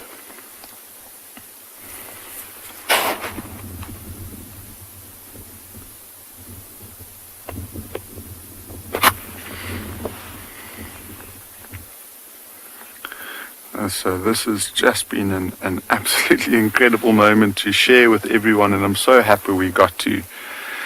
The only thing that would make it better is if this female's cub arrived on the scene and make it 3 leopards and 1 elephant.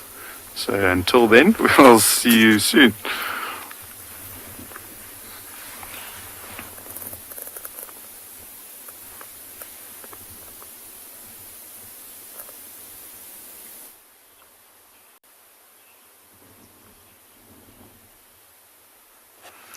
Welcome back to And Beyond Pinda, everyone. From one cat to another, Eric and his leopard, to here on And Beyond Pinda with this cheetah mom and her 2 youngsters, who, as we speak, these 2 youngsters have started playing with one another. It's actually quite amusing to watch how they will swat each other.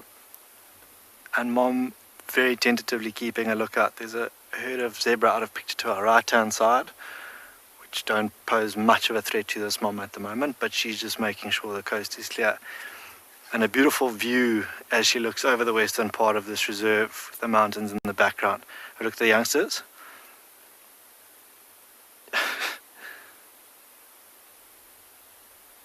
Oh, a little bit of energy, a burst of energy between these 2 this afternoon. What is that one playing with? It looks like a rock that it's pawing at there on the ground. It is in fact the paws of its sibling.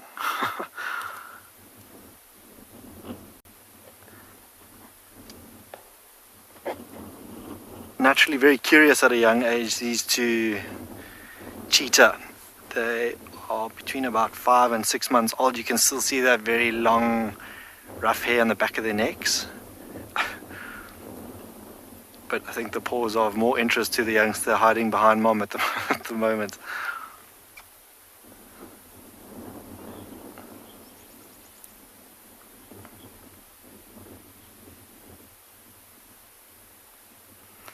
Pranav, for the exact reason, while mom is away out hunting to conceal themselves, you can imagine if the 2 of them lay flat in this long grass, with sort of very dry grass at the moment. A little bit further back you can see it's a little bit thicker, but that long hair of theirs actually helps them remain concealed while mom's out hunting, out of sight and out of mind for any potential danger. And then a little bit later on in life, at about 18 months old, you'll see they actually start growing out of that fur that you see behind. I'm not sure if you've ever seen newborn cheetah or really young cheetah under the age of about 3 months. They actually look like honey badgers, that very almost distinct black and white coat of theirs. But these 2 already, they've got those very distinct spots of theirs, and very curious. As mom keeps an eye out, they off to see and just explore parts of this reserve that they maybe otherwise haven't seen. Other ones found a bit of a chew toy on the left hand side that we having a closer look at. Help sharpen those teeth. but always just time for a bit of fun and games with these two siblings.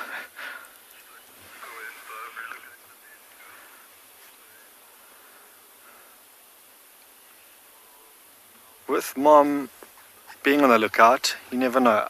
She obviously has to hunt quite regularly with these two growing children of hers. And if something does, there's also quite a large watching hole off to our right-hand side. Something like a herd of impala or maybe nyala come down to have one last drink of water this afternoon. She could potentially look to hunt. And at this age, those two playing off to the left will be of no help to Mom. Mom will give them a signal, they'll stay behind, not too far from her, and she'll set off. You can see a little bit of grooming going on there, maybe a big yawn, there we go. Big old stretch, so downward dog, or cat in her case. And maybe also just looking for a place to rest up this evening. She's just making sure, again, scanning every so often. There are no predators in the vicinity, and then she might find a spot nearby to sleep.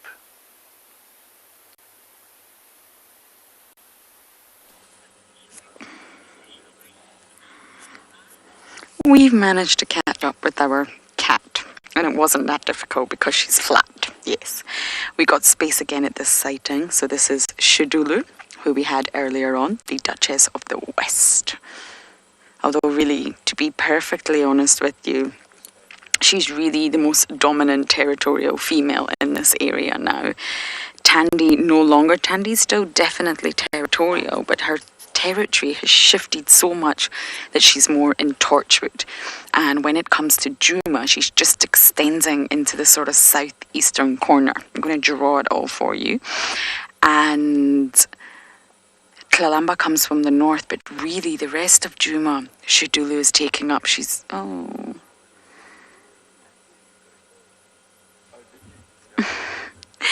She's pushing further and further in. We're now at the pump house where Hosanna used to sit. It's very, very far east for her. We found her at Treehouse Dam, and she stalked the hyena cubs. My goodness, my heart stopped in my mouth. But for those of you who maybe don't know much about Shidulu, her father was Anderson, who sadly has passed away, and this was confirmed by Panthera, and her mother was the Ingrid Dam female. She's 6 years old, and I do think that her name is not adequate enough, but Shidulu means termite mound, because she loves sitting on top of termite mounds when she's awake.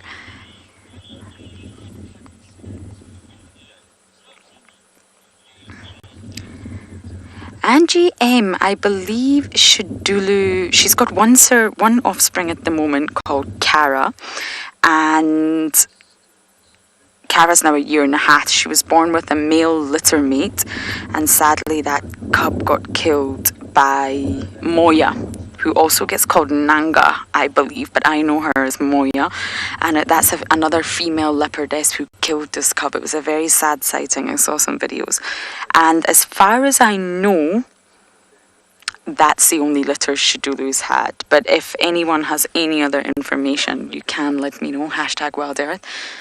Shidulu had 2, lost 1, and now Kara is officially thriving over in the west. Now, it's very common for female leopards to give a portion or a section of their territory to their daughters once they reach independence. And why they do this, I will come back to shortly.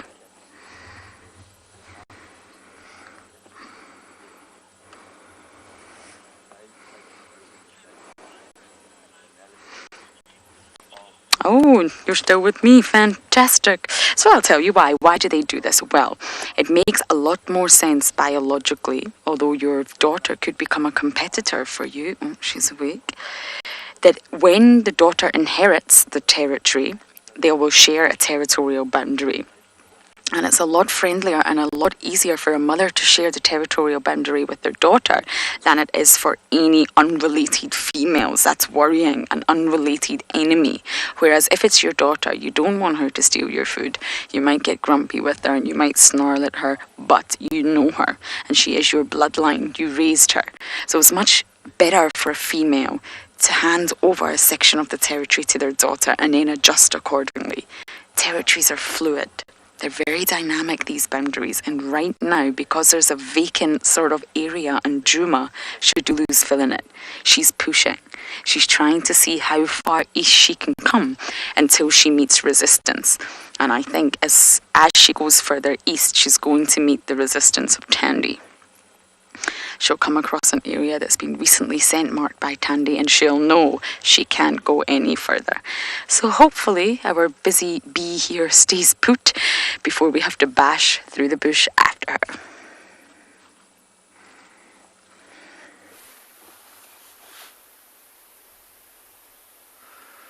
Welcome back, everybody. This cheetah mother that we are with has just moved off to our left-hand side, and her youngsters are following suit in front of us. But have a look at this golden light that's catching them. If they happen to turn and look at us, the light that's beaming off their eyes is beautiful.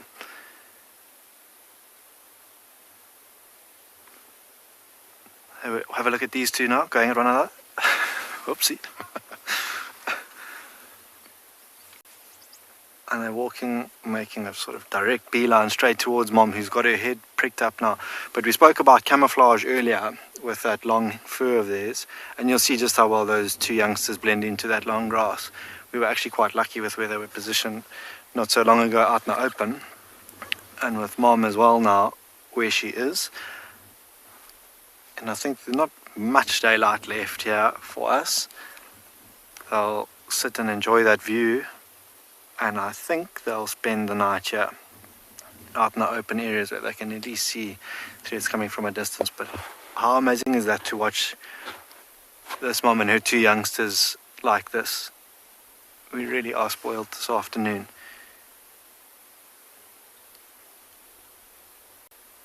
Just the black tips of that youngster's ears that we can see as it walks through the grass, but as it lies down, I think it's going to disappear completely. There we go.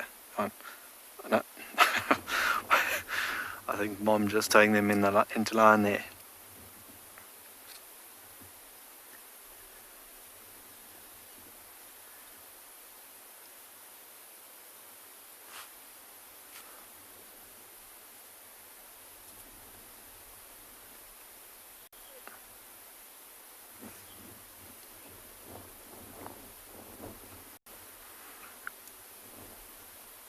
Robert, I'm not sure if they are the most playful of all the cats. In my opinion, I have seen them very playful, but with a lot of the youngsters of even lions and leopards, you'll find them, just because they're young and full of energy, to be very playful. We're quite lucky these two are still very young and very playful, so we get to see them like that. But all three of the cats, I'd say, are very playful at a really young age.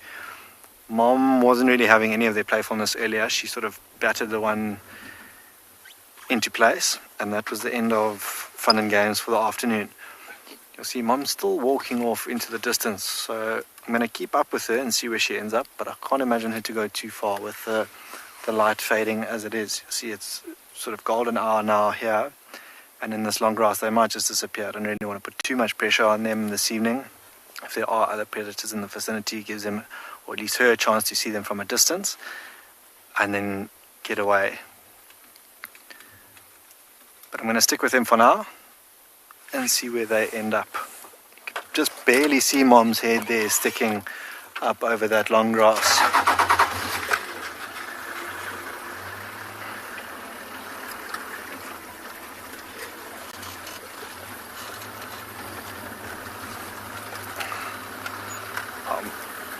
Might actually, just for now, just keep my distance, because I actually can't see the two youngsters in this long grass.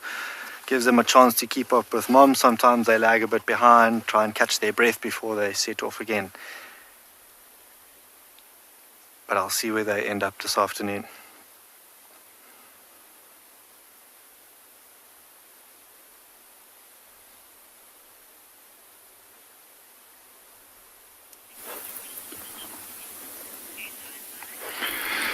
So things here have remained as crazy as when we last had you. This leopard, I wonder if you'll be able to spot it. It's in frame. See if you can spot it quickly. We'll give you 5 seconds before we tell you what it is. But look at that elephant and see how far he's had to dig for that water because he's down on his knees or his wrists, I guess. Still getting something to drink, and usually they might have, if they're in the water, they'll drink something and they can slurp up 10 liters at a time, whereas now things are going a bit slower. Okay, so we've given everyone a chance to see the leopard. Now we'll show you exactly where it is. You might just see it moving now, and there he is. So it looks like he's had a drink, he's had a rest, and now he's very reluctantly moving away from this elephant. I think this elephant is going to walk away with a massively bruised ego. He's not going to be telling anyone about this. But now, so just so you know what's happening, is this male leopard is walking directly towards where the female is. And so we could get a male and a female interaction. You see, he's watching. And where is that female? Has she gone? No, she's there. But she is just trying to lay low. So she, listen.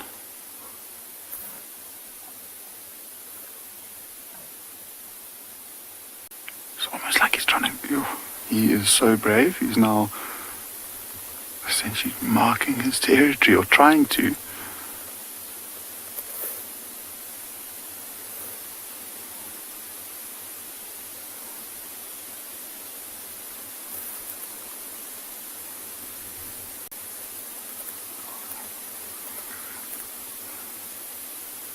And now he's on the same level, so maybe about 60 meters away from this female leopard, walking straight towards her.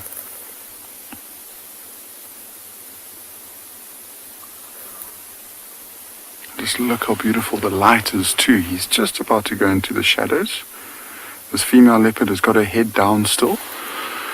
So either very... Oh no, she's just reacted now. Let's see what happens. So the last time we know that these two met, there was quite a big fight that happened. This female's already looking submissive though, so she has got her head down, she's looking, not trying to make eye contact. You might just see her in the frame. So where he is, if you follow his line towards where the elephant dung is, so that's her. There we go. This is just incredible. Look, snarling.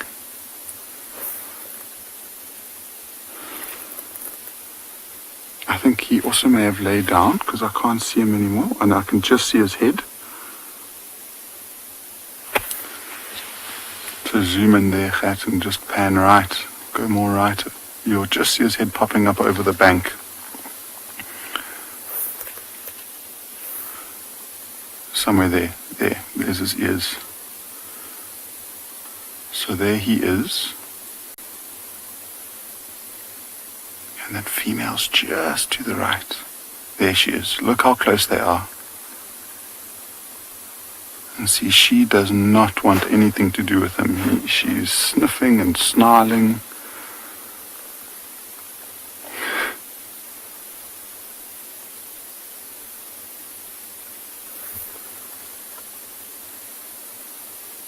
And rightly so. He's literally just stolen her food for the next 2 or 3 days.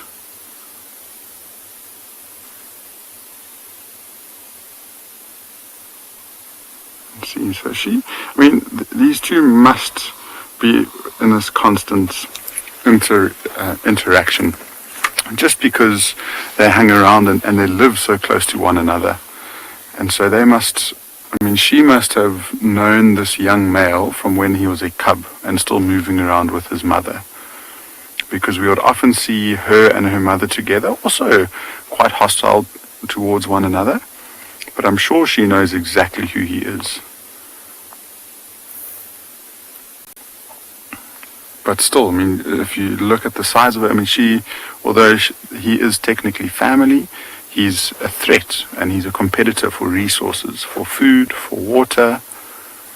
And so, she's not big enough to hunt things that she can catch that would provide for both of them. And that's one of the reasons why leopards are so solitary.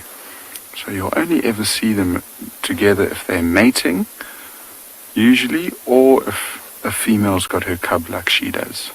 So this is why this is so unusual.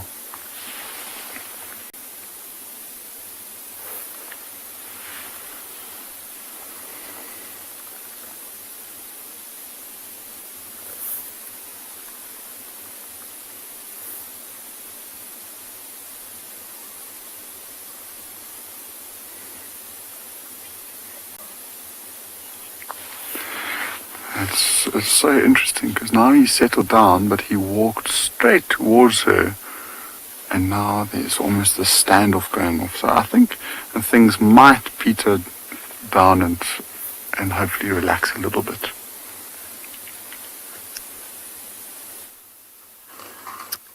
That really does sound like an utterly fascinating sighting. We are having a very much more relaxed sighting, but no less beautiful, with young Cara, who has now finally decided that the heat has dissipated sufficiently for her to place her face in the sun. It won't be for long that it's in the sun because, well, the sun's going down.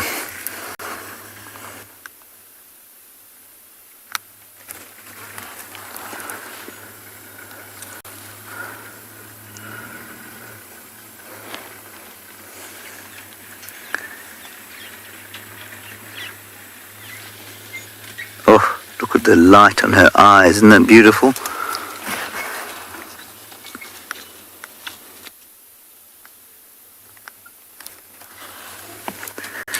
Absolute bliss she's in, having her little snooze. Look at that little white, that little white stripe above her nose.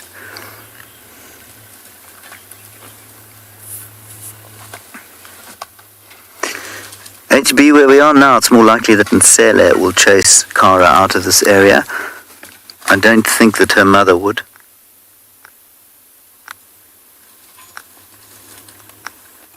Simply because it's not... I don't actually really understand her mother's territory, but I think she's too far west for her mother's territory. So I would say that Nsele is the leopardess who would chase her out of this area.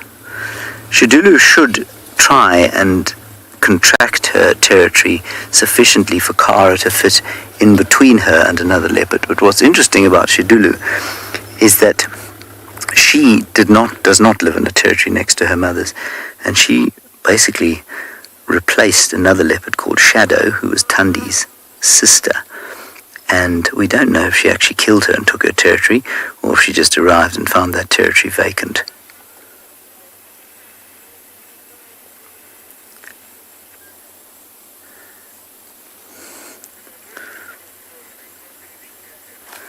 All right.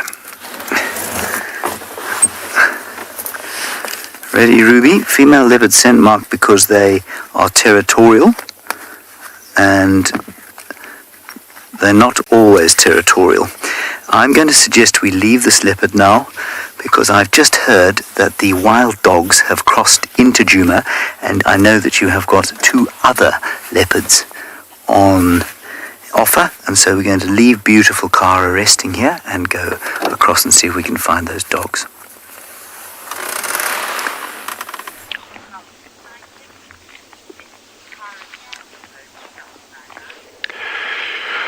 So we've had some fantastically interesting stuff here. While our colleagues have been seeing leopards and elephants and wild dogs, we've had some algae. No, I'm just kidding, but we have had algae, don't worry. But I just wanted to tell you a little bit about this landscape that we're in here.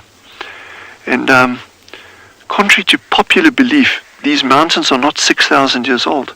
They are actually very accurately and scientifically dated to 1.6 billion years old. Yes, and that was not a mistake I made, that was billion years.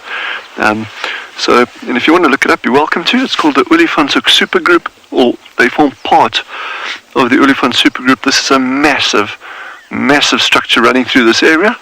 Quick link, You got a leopard. Go there. I'll tell you about geology later. Bye.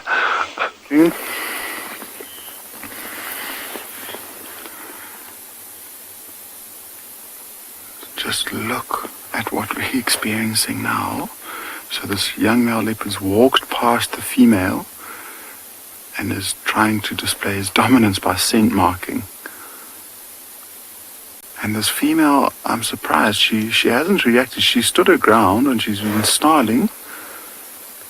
Watch her.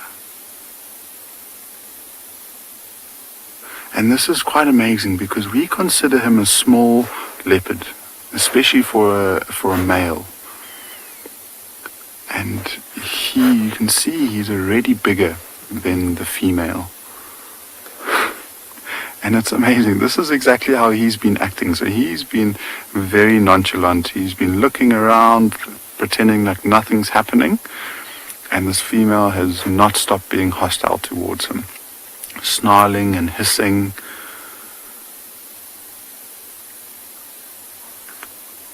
It's just so interesting.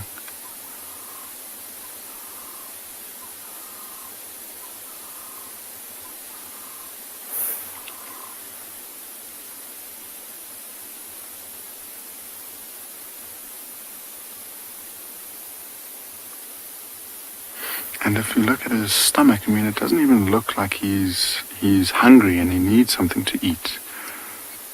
And so him stashing that carcass was just because he could.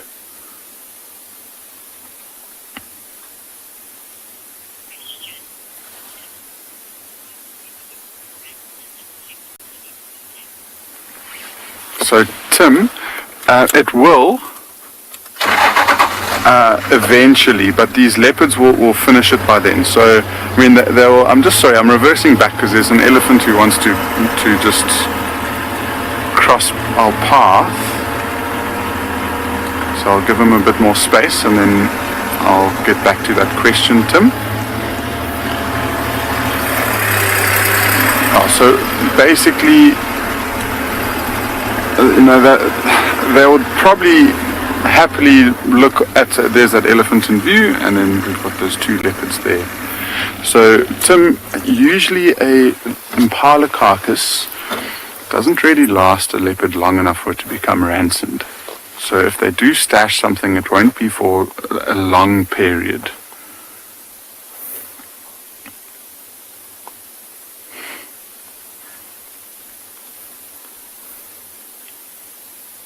But usually they finish that carcass. I mean, if it's something small like a grey duiker, they could finish that carcass. See, now this male just wants to try and assert his own dominance after being chased around by a leopard. It's like, yeah, leopard, but can you do this?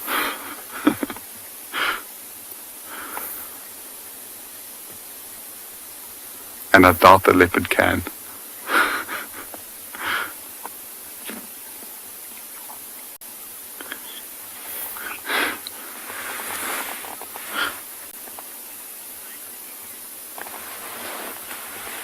So there he is, and then there's the leopard in the distance. So once this male elephant crosses and moves away from us, we might try and just get a closer view of these leopards again. We were saying, the Gert and I was saying, it's actually quite interesting to see them from a slightly further distance away.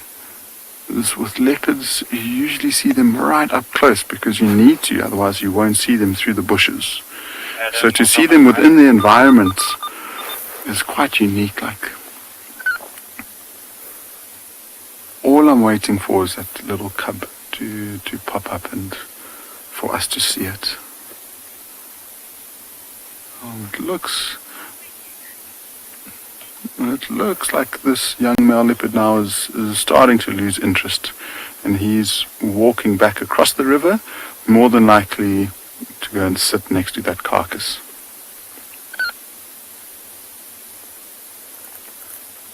Wild Earth relies on support from viewers like you to carry on broadcasting our daily live shows. A small donation goes a long way in helping us on our mission to connect the world with nature. Please visit our support page to see how you can help and become part of the Wild Earth family. Wild Earth relies on I'm so impressed with these sightings that our colleagues have been having. It is absolutely mind-blowing. But we live in hope down here on the semi-arid side of the country. But we'll get something. Don't fear. But as I was saying, but these mountains are incredibly ancient. And what you're seeing here, these they actually are fold mountains.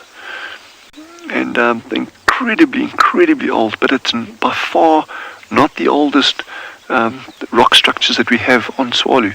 The oldest ones that we've got are the Dolomites, and you're going back about 2 billion years there, which is a little bit older than 6,000 years, but not by much.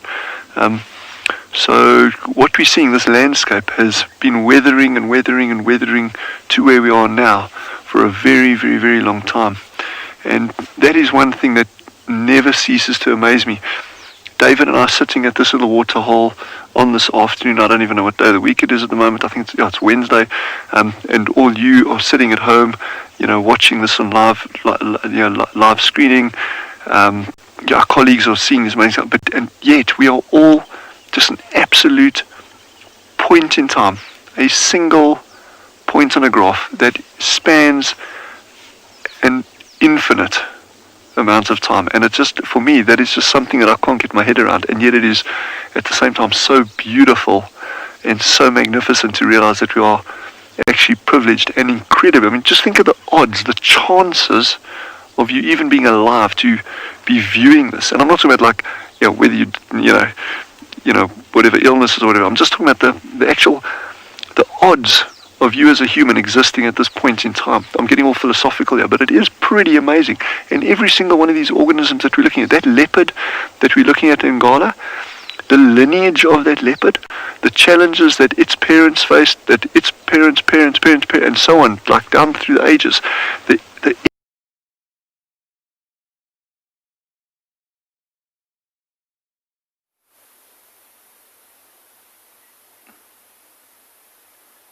Welcome back to And Beyond Pun, everyone. I'm sorry we lost Dylan's feed, but on the other end we've got this cheetah mom who's found the perfect vantage point to appreciate the sunset. We, on the other side of her, get to appreciate her and her youngster in this fallen over marula tree and watching that sunset over the Limbombos in the background. We've honestly been so spoiled this afternoon getting to watch this mom and her 2 youngsters playing, moving about from spot to spot, and then eventually now to climb that tree. And just the one youngster is with her behind her in picture. The other one I think has lost interest in the jungle gym and is lying just below mom, where you can see where mom's looking now. But what an incredible afternoon, and what an incredible end to such an amazing day out here with these 3 cheetah. We've honestly been super spoiled. She, like I said earlier, is just using that tree to her advantage, making sure the coast is clear, and I think this open area is where she's going to rest up tonight. Very, very alert, and that's the sort of body language that the youngsters pick up on. You can see almost looks like she's going to head down now, looking for her best point of exit from that tree that she's on now.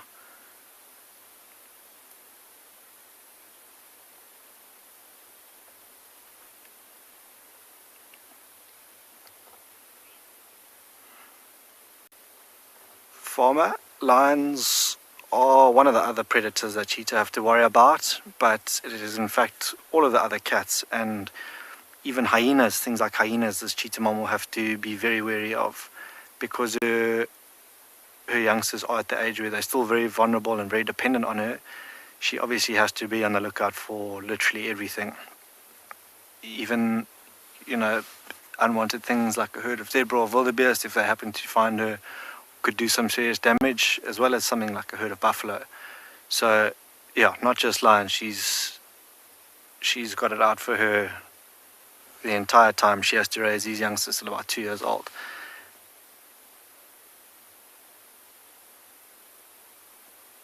Oof. I'm not sure if you can see that. Bottom left of your picture is one of the youngsters sizing up that marula tree that's still standing, but it looked like it just gave it a bit of a a claw sharpening and is now returning back to Mom, who I can imagine will also make her way down from there sometime soon. The last little bit of the sun also setting over the mountains behind her. You can see Mom facing the west and appreciating that as we are. And I'm sure you are at home as well watching this. Not sure if you can hear the guinea fowl behind us, the helmeted guinea fowl behind us. They went absolutely ballistic just now. Caught sight of this cheetah and let the entire vicinity know that there was a predator about.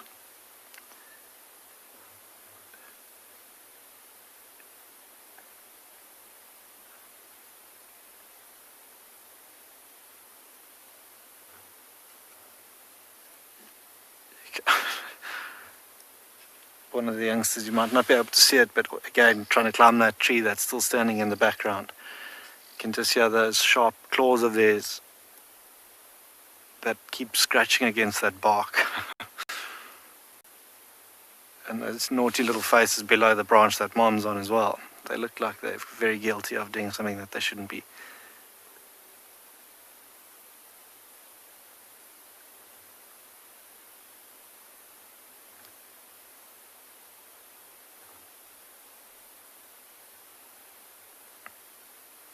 As soon as that sun sets, that temperature starts to drop. One of the youngsters back up on the log, just to the left-hand side of Mom. And I think too, just appreciating the view. A little bit further out of picture on the left-hand side is a herd of zebra and wildebeest, who have been grazing for the most part of the afternoon. Not particularly worried about these three, just enjoying the view this afternoon.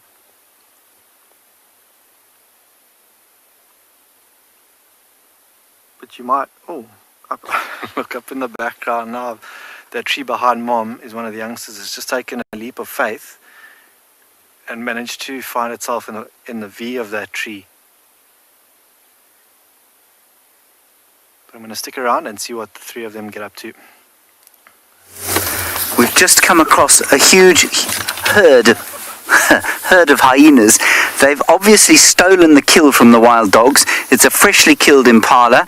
Dogs are nowhere to be seen. I can hear a vehicle off to the west, but I can't get hold of them. So now the Juma clan has devoured whatever it was that the poor old dogs caught for themselves to feed their babies.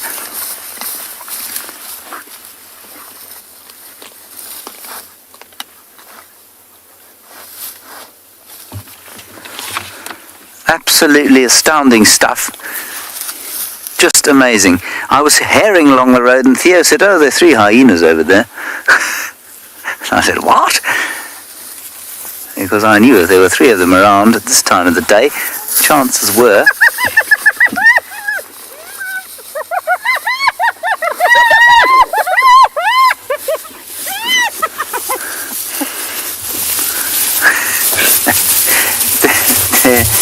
there goes the impala. Well done, Theo.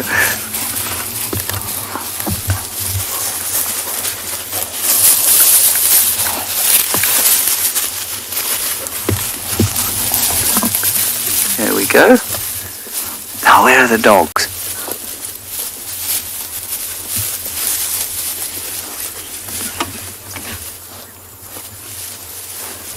I can smell the dogs, you know.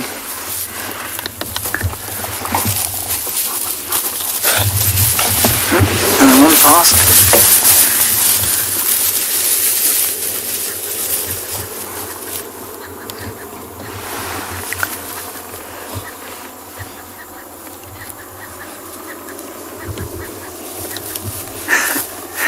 Absolutely wonderful to see. Well, not for the impala.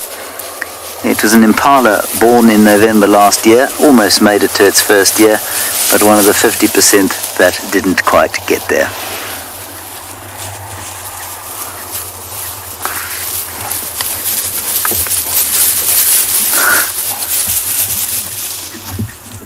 There's one left in front of us, and then I think we'll just have a quick look here, and then we'll probably move on and see if we can't find the dogs.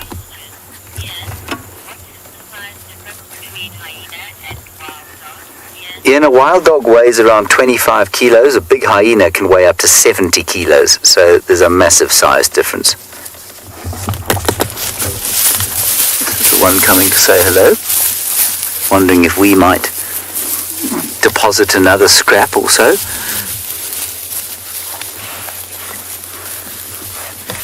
Go, Lex.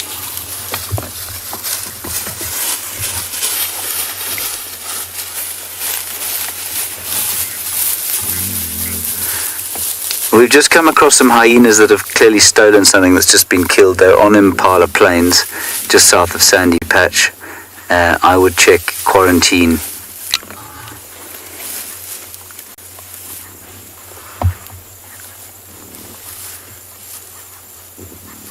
Listen to them going.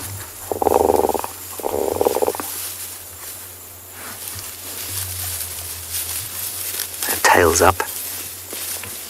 Another hyena coming in.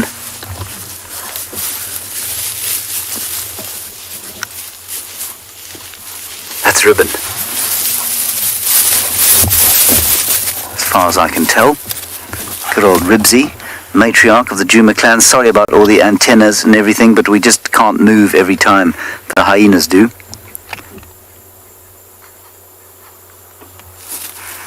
Ooh. Let's move. I think she's after a dog. Let's move it up here.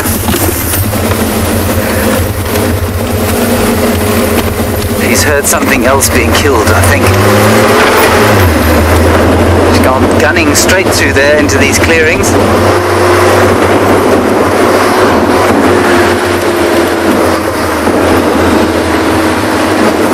Let's just go straight round. I don't think we should blast in there after her.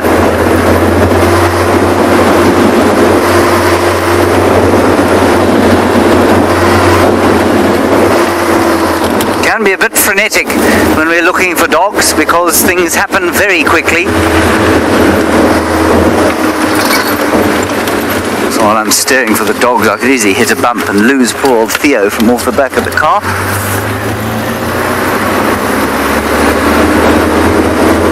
So she went running off into here. Let's switch off and listen.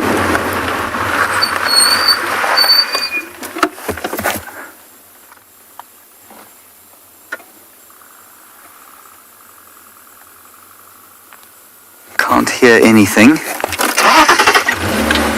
Ooh, beautiful view of the sunrise there.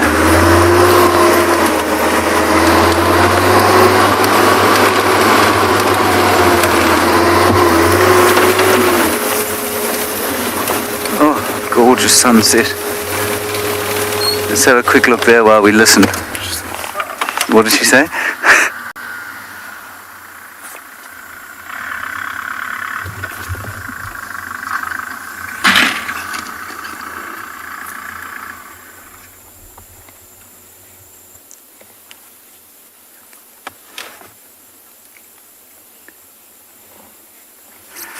Go.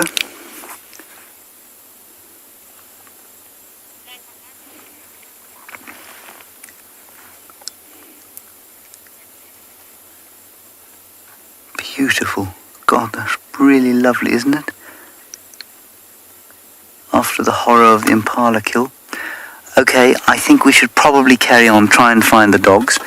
Let's leave the sunset.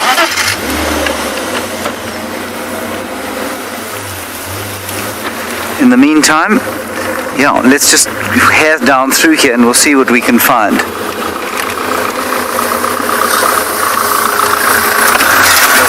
Okay, cool now. We just repositioned slightly, and the reason being is it's such a cool visual. He's now moving away. So just see that female leopard in the background, and he's now definitely losing interest and focusing back towards the carcass.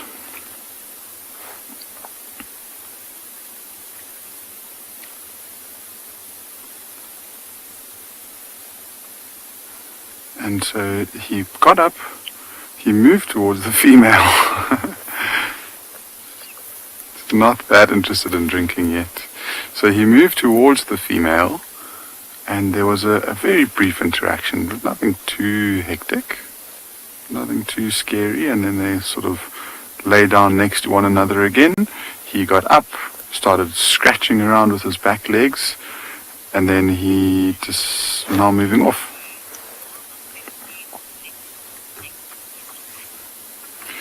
So in Ninamu, it's very rare to see leopard siblings interact like this.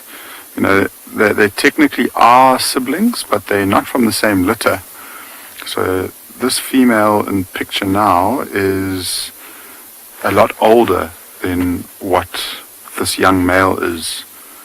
And usually by this age, if this male hadn't already been chased away by the mother, he would have probably been pushed off by a dominant male in this area. And so he technically shouldn't still be around. You know, he should have been dispersed by older, stronger males. But because we haven't really been seeing them, we actually were talking about it between ourselves and the trackers this morning. We were saying that the dominant male, so the one who mated with her and the father of this young male, hasn't been seen for probably close to a month now. And so there's a chance that he might have moved away or got chased or got killed or injured, which means that there's this massive, beautiful open area for the taking. And this young male, with the way that he's behaving, seems like he might be one of the first contenders into the area. The chances of him making it and keeping his territory are quite slim, just because he'll be out-muscled by a much stronger, powerful male. Okay. Wild dog here on Impala Road, just south of Sandy Patch. Animal is static. We've got another dog! They're making a habit of arriving at this time of the day. It's just so great. I'm afraid I don't know how long the sighting is going to last, because this is quite clear here, but it turns very thick, very fast towards the west. Animal mobile highly to the west. I would come on to Triple M.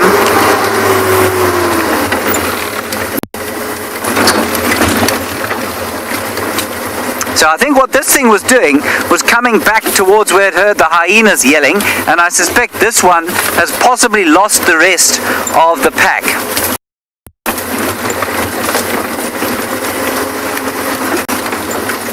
And we've now lost it. Another hyena. Gosh, it's all happening. What a drive. 78 leopards, 46 hyenas, 1 wild dog. So there was a hyena in there. I'm not going to follow up on that. We're going to follow up and see if we can find the dog. The painted wolf. Where is it? Okay, Theo's seen it. It's round over there. Okay, let's go over this way. In this direction. Okay, we'll go onto the road here. There's another one there. Stations on power lines now, mobile west. And there we go. Come on, come this way. Theo's going to be exhausted after this drive. He's flinging himself around like an acrobat. Hello, hound. Joy, because hyenas just don't really hunt at this time of the day, and there were too many wild dogs tracks around the area. So that's why I'm assuming that the dogs killed the impala. Yeah. Oh. I think that dog's just seen the hyena. Oh, and there's the hyena straight in front of us.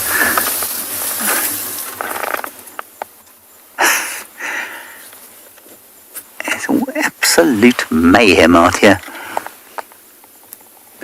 And let's go. Oop.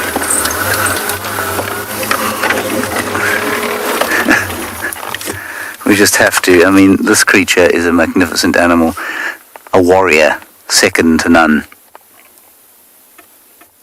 just gave us a little burp. Not sure if you managed to hear that. All right, let's carry on. I think we must try and get onto the road to the west of us, because we won't find a dog in these thickets. But at least we managed to see it. Great stuff. Legs come in.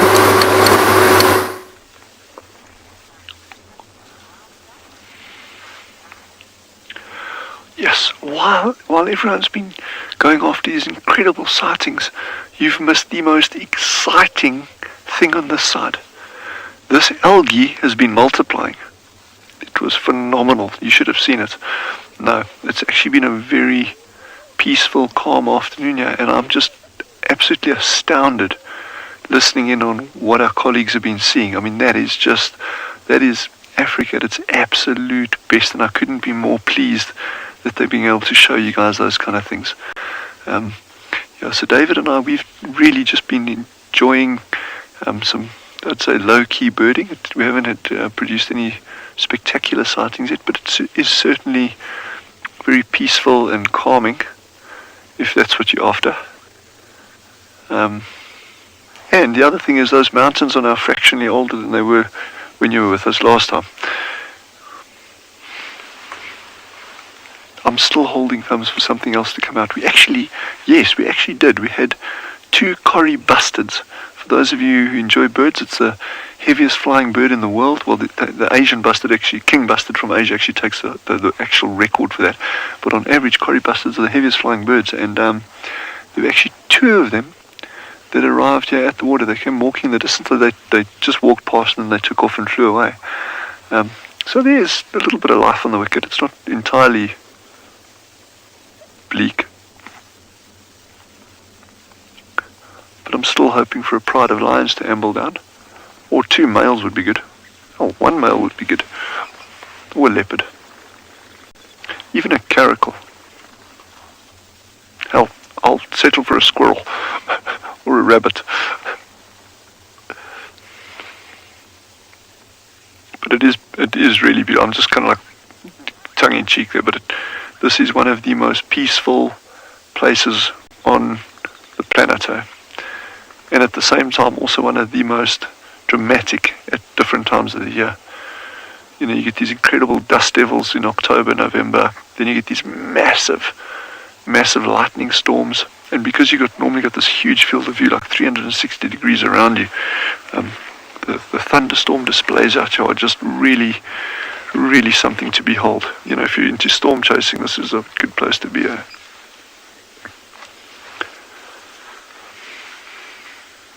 But that is all still in the not too distant future.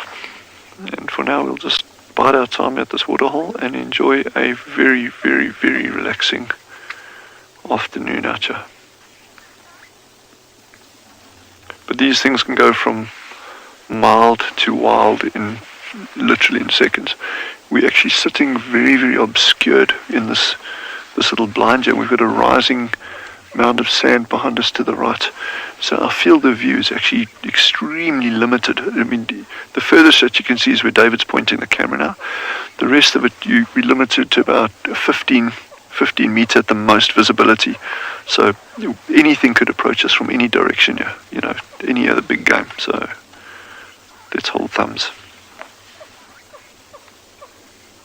Wild Earth relies on support from viewers like you to carry on broadcasting our daily live shows. A small donation goes a long way in helping us on our mission to connect the world with nature. Please visit our support page to see how you can help and become part of the Wild Earth family.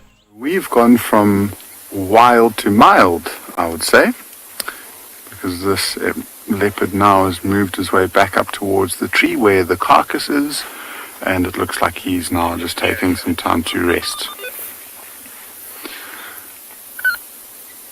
And it will be interesting to see what this female decides to do. You know, we've been speculating that the cub might be somewhere close by. So, you know, there's a chance of her hanging around and waiting for this male to move off. She might dart up there and try and retake the carcass, but I don't think she's going to risk it. So she might end up just cutting her losses and moving on for the night. And this is the time where they like to get active. These females really like to hunt during the night time. And so hopefully she manages to catch something tonight. It does seem, however, that a lot of the carcass in the front and on the ribs has been eaten. So they've got their fair share.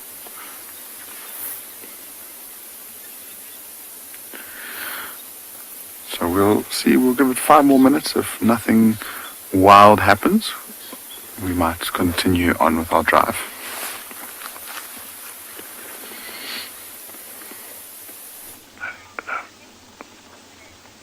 No, God. Well, that was a quick sighting. We just had 2 warthogs that came in to drink and they've just trotted off. So that was our sum total of excitement for this afternoon.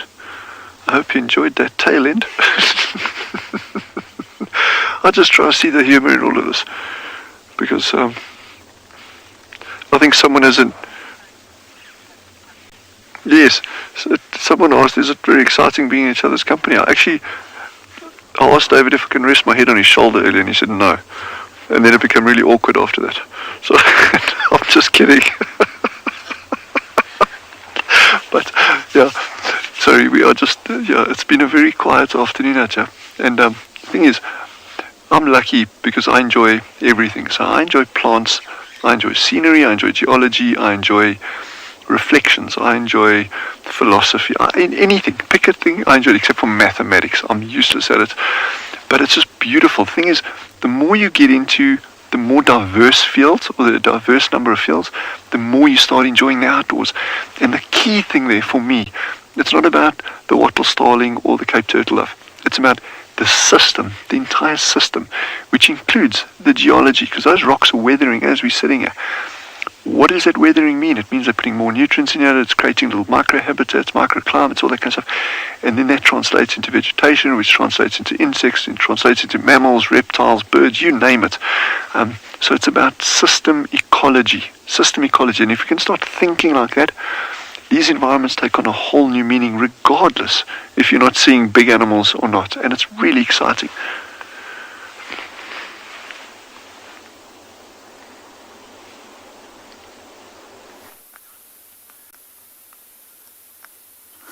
We've got the rest of the pack here with the little baby puppies. I'm just going to call it in on the radio. Lex, I don't know if you copied that, all on Triple M just south of power lines.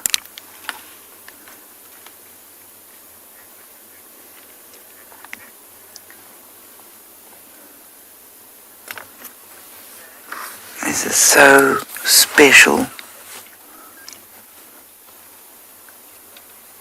We're just going to sit right here and enjoy them.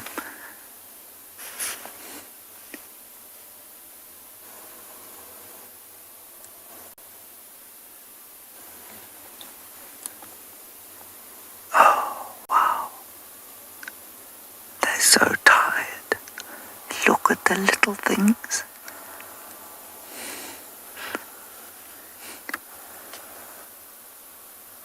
They're quite nervy.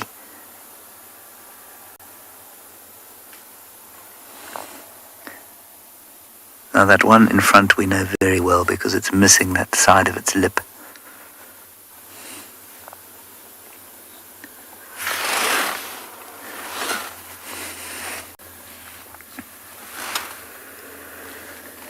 There we go.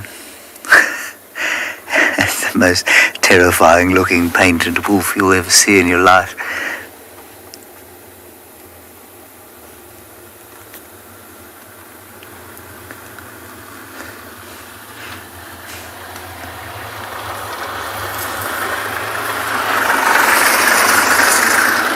Isn't that special?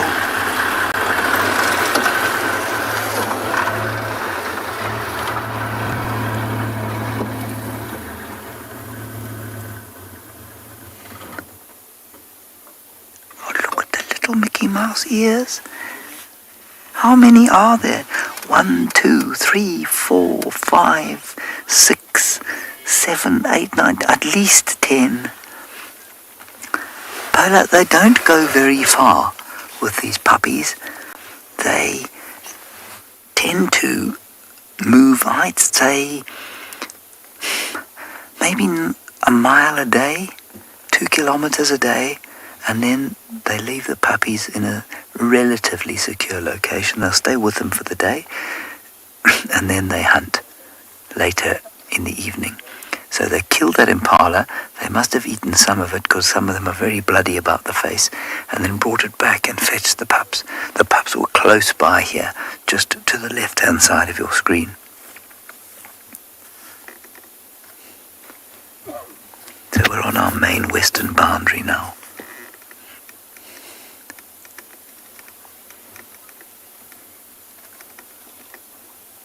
I don't think all the adults are here. 1, 2, 3, 4, 5, 6.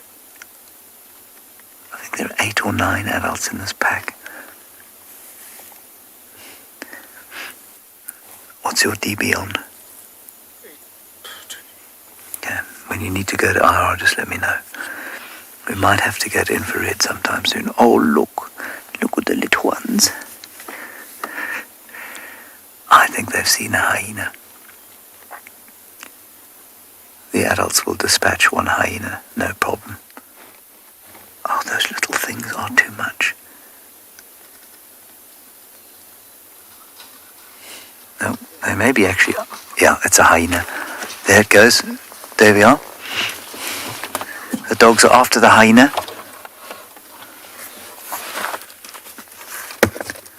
If they catch it, we'll hear. I don't think they'll catch it.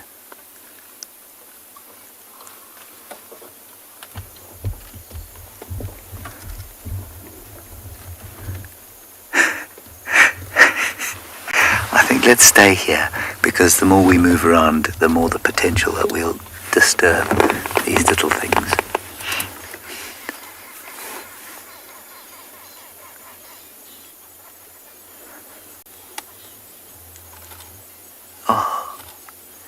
Surely they won't settle in the open like this tonight.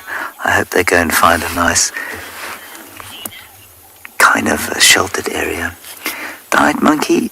No, the pups probably won't be able to outrun an adult hyena at this stage of their lives. They might get close, but that's why the adults didn't mess around. As soon as they saw the hyena, they went for it. It's also why they hunt as it gets dark and as it gets light. They eat and they get back to the pups as quickly as possible so they can look after them. Because obviously without the adults, the puppies are very vulnerable. And they do leave a nurse or an au pair with them. But one wild dog can't defend 12 puppies who are not in a den from an attack by even a big hyena, or certainly not from lions. Even a small hyena, they'll struggle. But you can see that that hyena did not muck around. Once it realized it had been spotted, it was gone. Okay, we're going to go into infrared now. In 5, 4, 3, 2,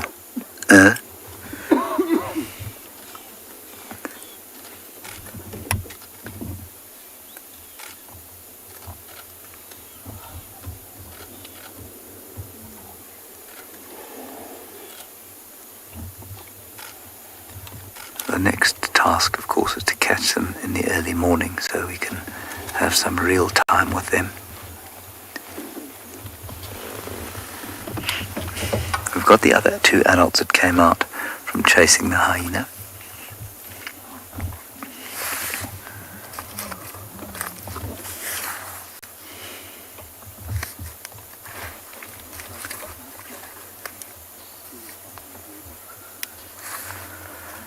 And the hyena has now disappeared.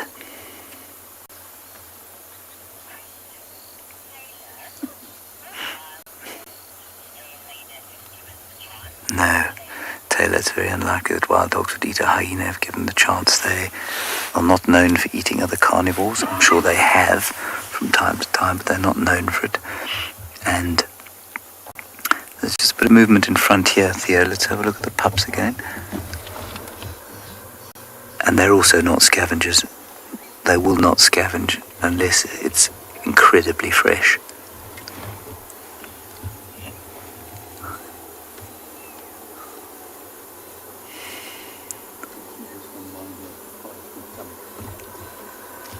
And so my answer is no, they wouldn't. Interesting to see how the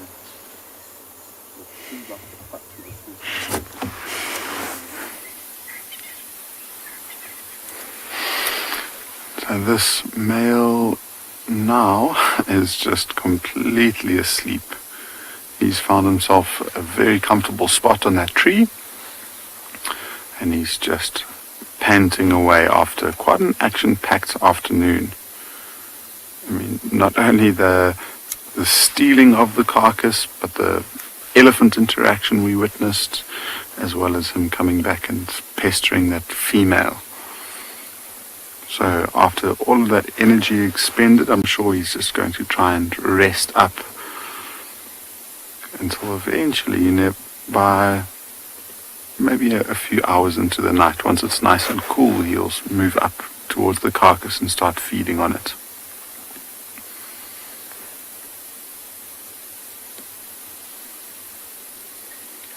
So the female hasn't moved. She's in exactly the same spot.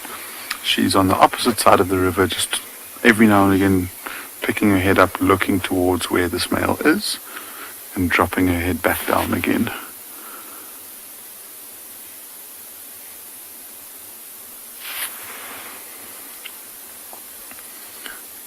It's now that quiet time where most of the birds that are active during the daytime are resting up, and it's almost completely silent. There's a few fork-tailed drongos that are calling. I can hear an African scops owl calling in the distance. Apart from that, there's no other noise.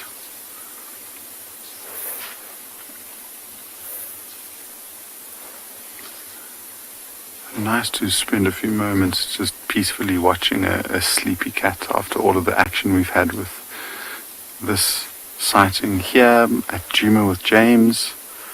It's all been one crazy afternoon.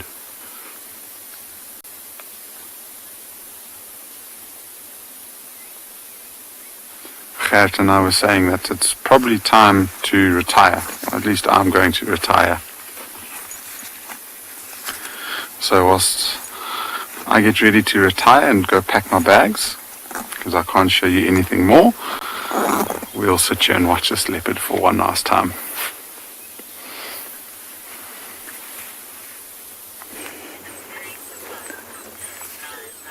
Well, yes, what a day it's been. Look at this. The little pups have now been begging for food from the adults.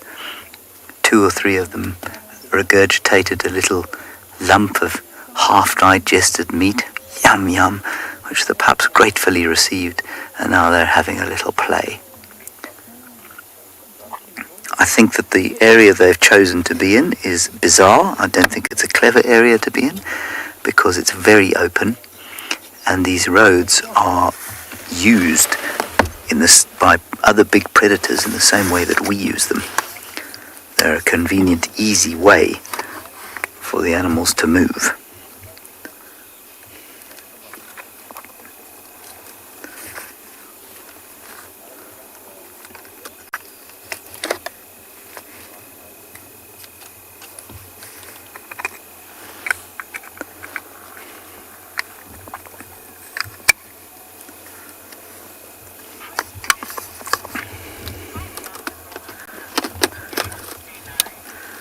Vic, they're massively vulnerable at this stage of their lives, probably almost more so than at any other stage of their lives, because they've just left the den. And because they've just left the den, there is nothing to protect them if they are set upon by a big clan of hyenas, or, worst of all, a pride of lions.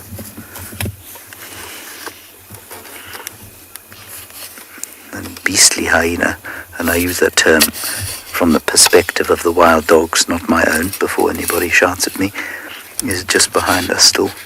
Don't try and worry about him, Theo. But that's why the adults are still looking a little skittish this side. Oh, look at them playing.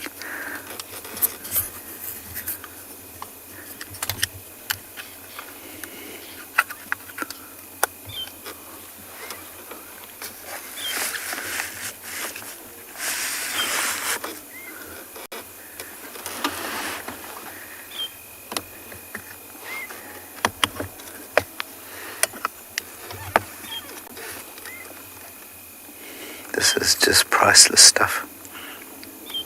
In case you're wondering, we don't have any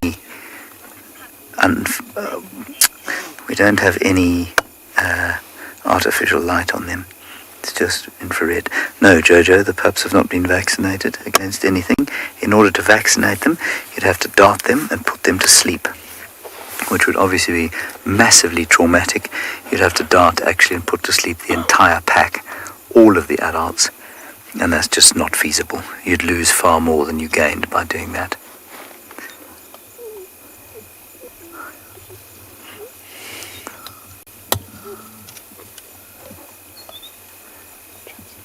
Yeah, I can see the other beastly hyena coming up.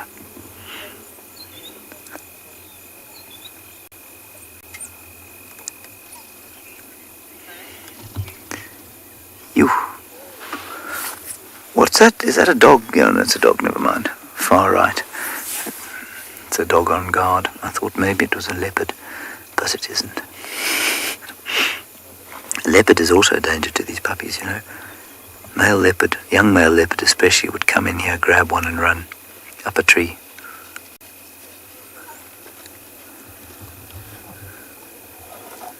And now they're just having the best time. Totally carefree, oblivious to the dangers of making noise and being active at this time of the day.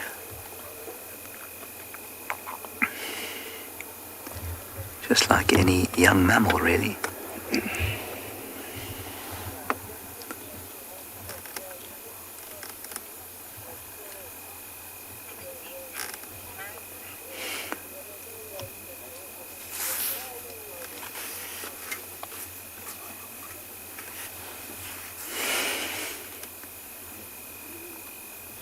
And just the cricket starting to call now, and that's all lovely sounds.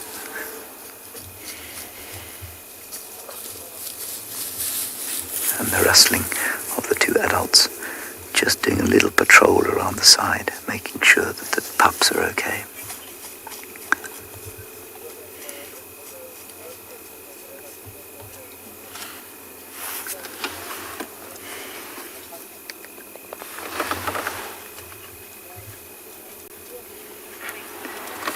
Well, what a drive it has been.